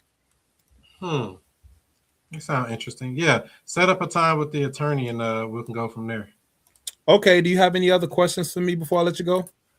Let's see. We talked about down. You talked about getting a 300,000 price that we wanted. Making payments in March. That means I would have to make February payment. Yeah. See, that's another reason why we need that 10,000 down, because we have to make that payment this month coming up. But let's see. Yeah, we'll set up with the attorney. I'll get some more questions for when we get on with him. When do you think you can get on with him? I need to check with him on his availability. So what I can do is I'll get with him tomorrow morning. And then, do you accept text messages on his phone? Yes. Okay, so I'll talk with him tomorrow morning, confirm a time with him, and then I'll message or call you to confirm that time works for you, and then we'll go from there. Sounds great. Thanks for your time today. All right, thank you, Mr. Chris. I'll send you that text message with my contact information, and I'll talk to you tomorrow. Perfect. Thank you. All right, bye. All right. You trying to close like a closer? What do you think? How do you think you did on that call? Not too bad. Let me see. We talked about. I didn't really ask you when you wanted to sell. I just told you how quick we can get it done. Yeah. So I guess that's an X there, really. I didn't ask. I know the condition is full rehab. Motivation is because you had a vacancy and now you want to sell and get a 4-unit. So we did go into that somewhat, and then we talked about price, talked about terms, set up a follow-up, not bad. Not bad overall. All right, Karen, what do you think about that call? A creative call. Very creative. Me, myself, I wouldn't want it because I wouldn't want to pay. How you just go outright and say you don't want something? How do you know that? I don't, 300K. And of course, everybody going to say their house doesn't need any work until you get into it and look and say it roof in the kitchen needs to be updated. But anyway, and the basement link. So, you thinking about yourself in this deal? I'd rather. Go. All right. Thanks. All right, sir. Thanks for your time. Have a great day. Your thought should be, identifying his problems of this seller and seeing if we can do something to help him out. Not about, oh no, I gotta run away and get off here. Because it might be not true. This house might be worth $400,000. You just don't know it. We ain't did no research on this. It's just a blank phone call. We just taking data. So when you take data, you don't just automatically run away and disqualify yourself because we don't know. We're just going off what he said. We might look into it and say, damn, this house worth $4 something. Oh, this got a full finished basement. And another thing, he don't know what he's talking about. Sellers don't be knowing half the time. So don't just go off because he said something. You're going to disqualify yourself like that, especially if they're motivated. Man, what I say is, based on the numbers we talked about so far, the other thing I would have to look at is the mortgage amount and the payment to the seller and compare that to the rent rate. Make sure it ain't going to be crazy upside down. But if I got a spread there, if I can get a house that's worth $350 to $360 and I only got to put $10,000 down, maybe $5,000 down, and I can create a spread, you can't get that anywhere. Yeah, I didn't think about it like that. Do not disqualify yourself on these opportunities. If you get a seller on the hook that's talking like I was just talking on there, you bring them over here and let us close them. This is why we close deals for these reasons, because it's a lot of moving parts. And I understand it can be complex. So just hearing a call, it's just a call. We might start digging and find out this stuff is all trash, or we might start digging and find it's all treasure. We don't know. We can't make that off of a first call. That's why we do what's called due diligence. We don't know. Okay. Makes sense to me. That's it. All right. I thought he did great on the call. Justin gonna jump through the screen. Get him, Justin. So first of all, Karen, if you could put $5,000 on a house that's worth $300,000, $350 to $360. Assuming $350 to $360. If in context, if you were to go to get a DSCR, you gotta think about. If you were to go to get a DSCR loan on this property, you're gonna have to put down like between 60 to 80 grand. 60 to 80 wow. Grand. Yeah. So here's something even better, Justin, to what you just said. You said you thinking about. That's the thing. Don't think. Gather information and bring it to a closer. This right here is why we have people to close these deals, because there's so many little nuances that somebody generating the lead may not understand or may not know. Like, oh, well, they got too much in arrears. I don't care about their arrears. We get arrears put on back of the loans all the time. That ain't nothing. They got 30,000 in arrears. So we get the deal done and don't bring no money to closing because we know what to do. It's called skill set. Right, Justin? Yep, 100%. All right, so the house already got 20% equity based on the conversation we had. That's crazy. And you get it for $5 to $10 grand down. And a month deferred on your payment. That's a good deal. Right. So don't assume that the property may need work. It may need this. We just trust but verify. We go through the process with every lead. We don't think, oh, they ain't gonna do that, or oh, this house probably need work and they saying it don't. Just putting stuff in your own mind. You cannot think. We just gather the information they gave us, do our due diligence to verify the information they gave us, and then we proceed accordingly from there. That's it. Okay. So it's almost like not thinking. I don't want to think. I just want to ask questions and let them tell me what I need to do to close them. Got it. Any other thoughts, Justin? I feel like the call was definitely a masterful, high-level call and everything. One of the rebuttals I was waiting on was when you had said something about the down payment. About I would like to get about $10,000 down to even consider something like that. And I thought Art was going to hit him with that. Well, we usually with situations like this like to put the down payment into the property instead of just into someone's pockets. But it don't need no work. See, I took away all of that stuff. That's why I made it a little more difficult. Supposedly, I don't know if it need work or not. Every house can use something. But I still say that. Yeah, that's definitely a possibility. One thing I was thinking about is we already got 2 payments that would be on the property. We got one for the underlying loan and then another one for the seller. So if I could just get him what he wanted at the closing, I mean, I would look at it though, because I mean, maybe this it's enough spread where it makes sense. But I ain't really want to go too much into that. at that point, because he told me his biggest hurdle at that point was just verifying that he not gonna get his loan call due. So I know my game plan with that would be just get past that point, and he realized we in the clear, and then we gonna negotiate that last little piece right there and see what makes sense. During that time, I've even looked at the possible rents and everything, and I had that part ready. Right. And that was the only thing that I would have changed too. If I was to pick something to be picky about, is when you drop from the 10 to 5. We can do 5. You didn't ask, would you consider 5? You said we can do 5. Okay. Versus I would have asked them, I mean, what if we could do 5,000? Would you consider that? Make me say no. Or don't say nothing at all. We'll look into it and see what we can do. We know that he wants 10. That don't mean he's going to get 10. We can come back and deal with that at a later point once we got our attorney on the phone and he help us close him. Yeah, I like that you kept putting it off on the attorney. I think that really takes pressure off of you personally and stuff. And I think it puts us in a conversation of, hey, we deal with experts. Everything we do is handled by experts, that type of situation. Professionals, that's right. Yep. Yeah, and if ultimately I had to make, a quick phone call with my attorney and pay him, $100 or $200 to get this seller closed out, that'd be worth it every day. Ain't no guarantees of what'll happen with the seller on the other side, though. But sometimes you gotta spend a little to make a little, a lot. Get that money, man. I have a question. So the underlining loan is, all right, so I know the tenant buyer is going to be paying when she find a tenant buyer on the mortgage. What about the other loan for $50K? That's all could be worked out. Okay. Part of the creative.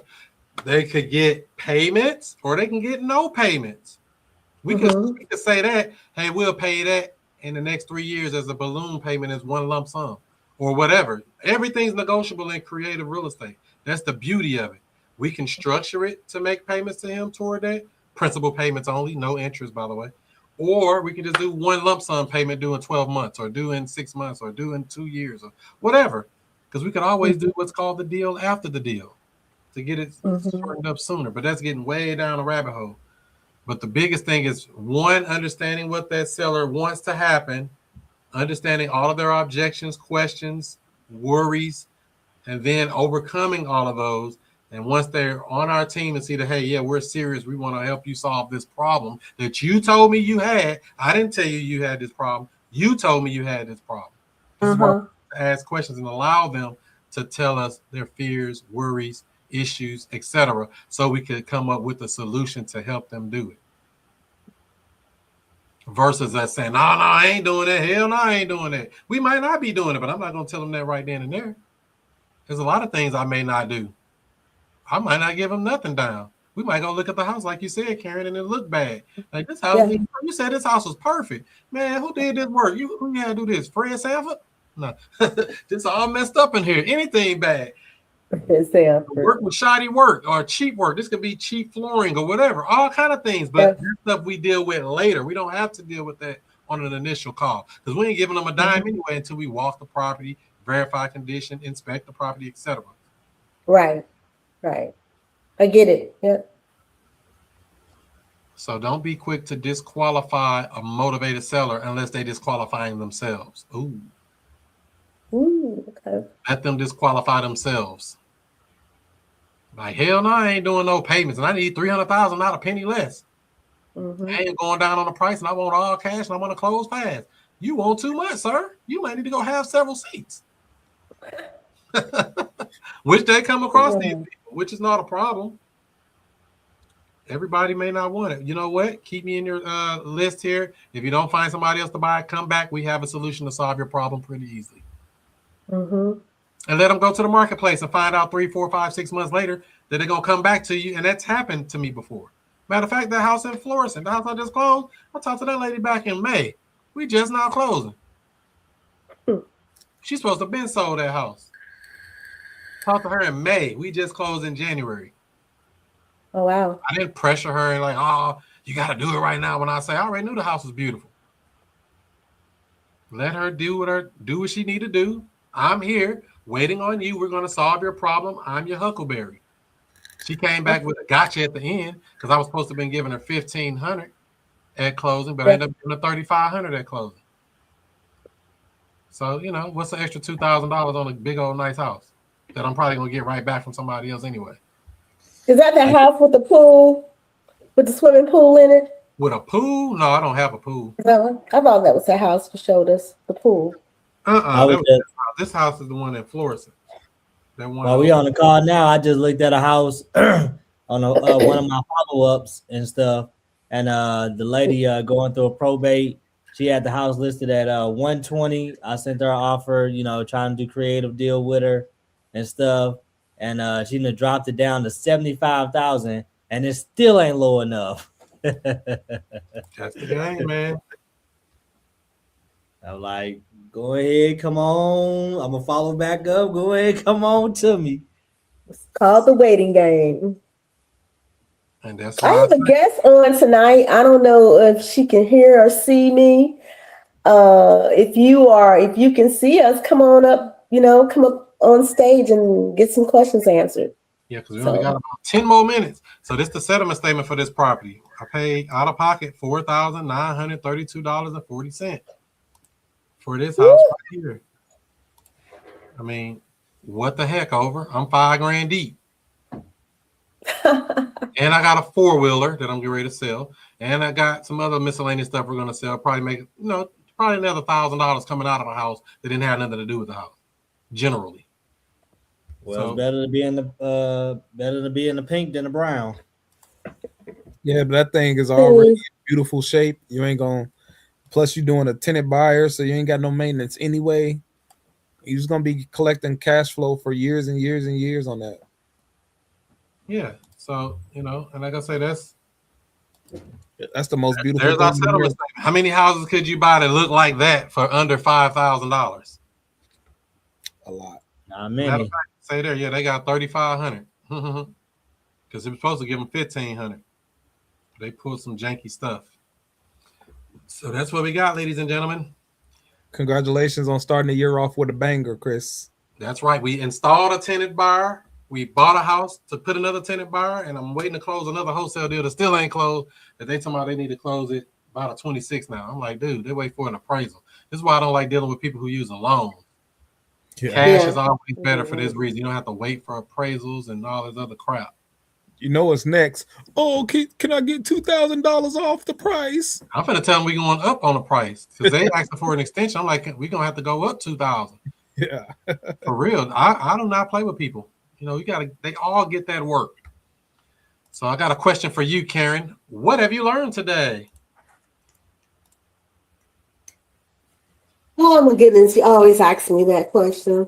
But I learned this most importantly is, we're just gathering data.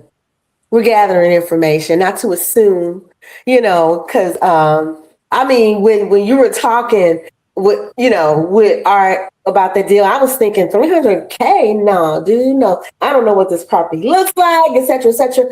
But what's important is to gather data, the information, everything you need, then go to the other processes when you're ready to really talk numbers with the seller. 100%. So we have to get our own self out of the way.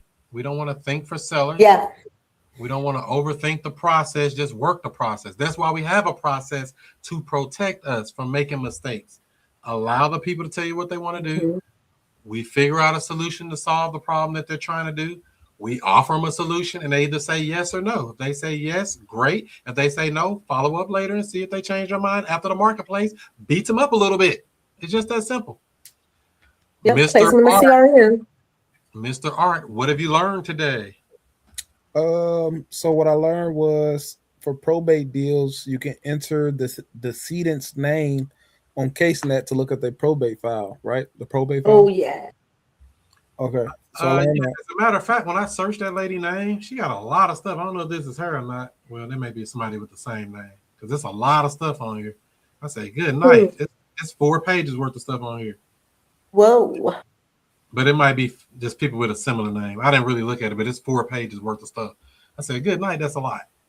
But yeah, research is key if you don't know. We can always trust but verify.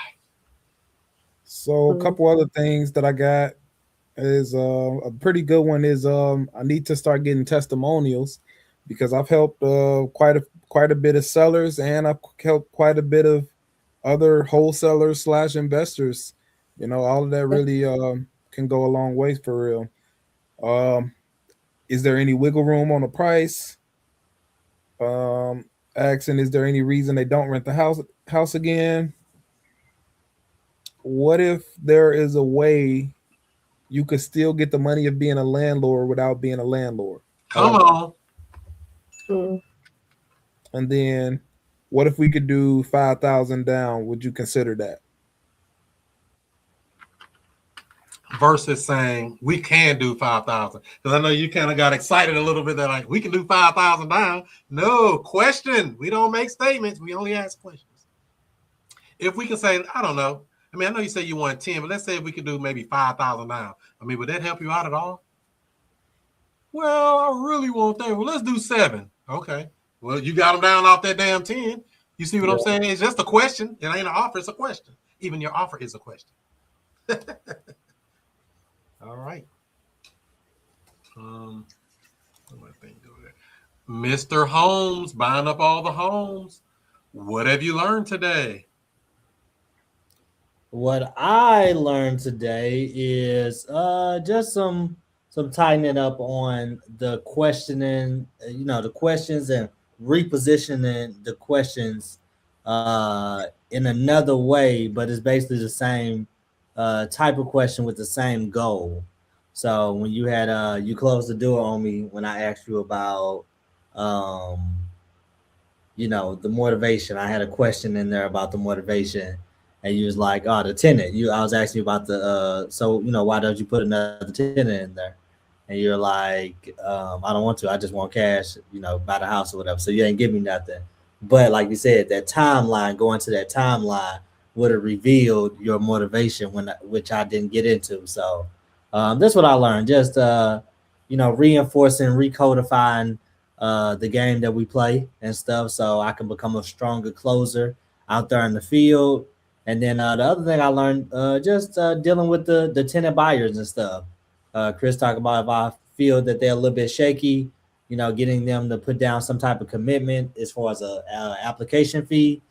This whole time I haven't been charging the application fee because I feel like if you come in with thousands of dollars, it benefits me nothing to charge you $30 for, application or whatever, or $50, whatever. $30. I'm charging 50. So, now you get them to commit some type of money and stuff. So those are the two things I learned today. 100%, 50% per person. Like if it's 2 adults, that's $50, $100. Some rental places charging like $75. They charging that much to run people credit now. You know that, right? To get a mortgage. Now, if you're trying to go get a DSCR loan, they charging you to get your credit report, and they charging you for the rent part of it. They can do a rent assessment or whatever. Because I talked to a guy last week about some refinancing. We also have coming up here in the next month, we're going to be having a guest coming on talking about short sales. I know y'all like short sales. We got somebody coming in talking about that. We're going to get deep in the weeds on that.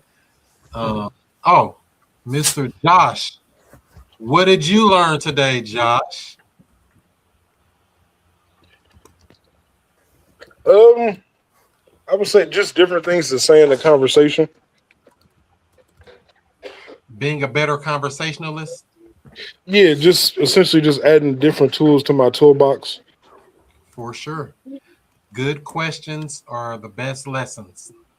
Yeah, because I think when I was doing my call with you, and you essentially were saying that you were asking them, essentially if all else fails, are you looking to sell? So still, even though they're saying that they owe $20,000, they still want to stay in their house, still finding a way to ask if they want to sell. That's right. You got to know if they're open to even selling before we even get on that rabbit hole of how much and all of this stuff. I mean, if that stuff you're trying don't work, would you sell it? Would you consider selling it? I mean, have you even thought about just trying to sell it and being done with it? There's a whole bunch of ways to ask that same thing. And it's all to get them to say, no, I would never sell, or yeah, I would sell it for the right price, or whatever they're going to say. I don't care what they say, but I got to know where they stand. I cannot be guessing and trying to understand nothing when I don't know. But yep, there you go. Anything else you got, Josh? Nope, that's it. Cool beans. What was the motivation on that one, Chris? Oh, they're going through a small separation divorce, and they're empty nesters, basically. So that house is a 4-bedroom, and it's just her and the husband or whatever, so they don't need that big house. That was the motivation. Empty nesters. And they only bought that house like 2 years ago. I think that's what made them, have some problems, but that's a whole other story. That's what they got. So I got what you learned today. And what else we got here? I think that's that. Open for questions. Any other questions before we land this plane? Questions, comments, concerns? I got one quick question for you, Chris. How does it feel that you have students out here that are getting with other newbies and guiding them to the promised land on getting things under contract and all that kind of stuff? It feels great just to know that people can definitely connect, network, make things happen, solve problems for the marketplace, and actually get paid for doing it. We're not just solving problems a little bit. We solving problems and getting paid for doing it. That's what I like about it, Art. Great question. Yeah. Karen's back. Any other questions, comments, concerns?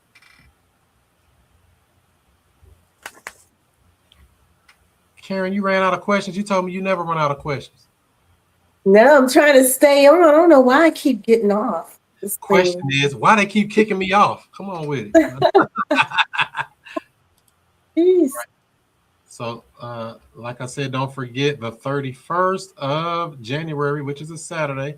We'll be right back live, belly to belly, networkings, talking about subject to, talking about lease options, talking about seller financing and more in real life at the Foundry downtown. For the people who don't like to be on the internet, you get to meet a person belly to belly and look them in their eyes. What P. Diddy say? Eyes. Look them in their eyes and see if they the truth in the booth. So hopefully you all have a good rest of the week. Keep talking to sellers. Do not stop marketing. If they don't know you, they can't flow you. You got to let them know you exist. Make some noise out here. Don't be shy. Go ahead and buy. Don't be afraid to disqualify. So I hope y'all have a good rest of the week and time. Do what you do. Be who you be. And I'll see you before you see me. So I want to get into real estate, but don't know where to start. Well, what I would say is to join the Future Cash Flow Club. It's a community of investors where we talk about wholesaling, we talk about creative deal structuring, buying houses subject to, all of the creative stuff that everybody's talking about. You don't need a real estate license or any of that. Wow, where do I sign up? Well, I would say go to futurecashflowclub.com. That's futurecashflowclub.com. You can even get a free trial. Try it out today. I don't know what you've been doing. You been asleep? Let me wake you up with something. Straight up. Yeah. Allow me to reintroduce myself. I'm Chris Monroe. R to the O-E. I flip houses, rent cars, and make money. You know I'm not no motherfucker dummy. This how we do.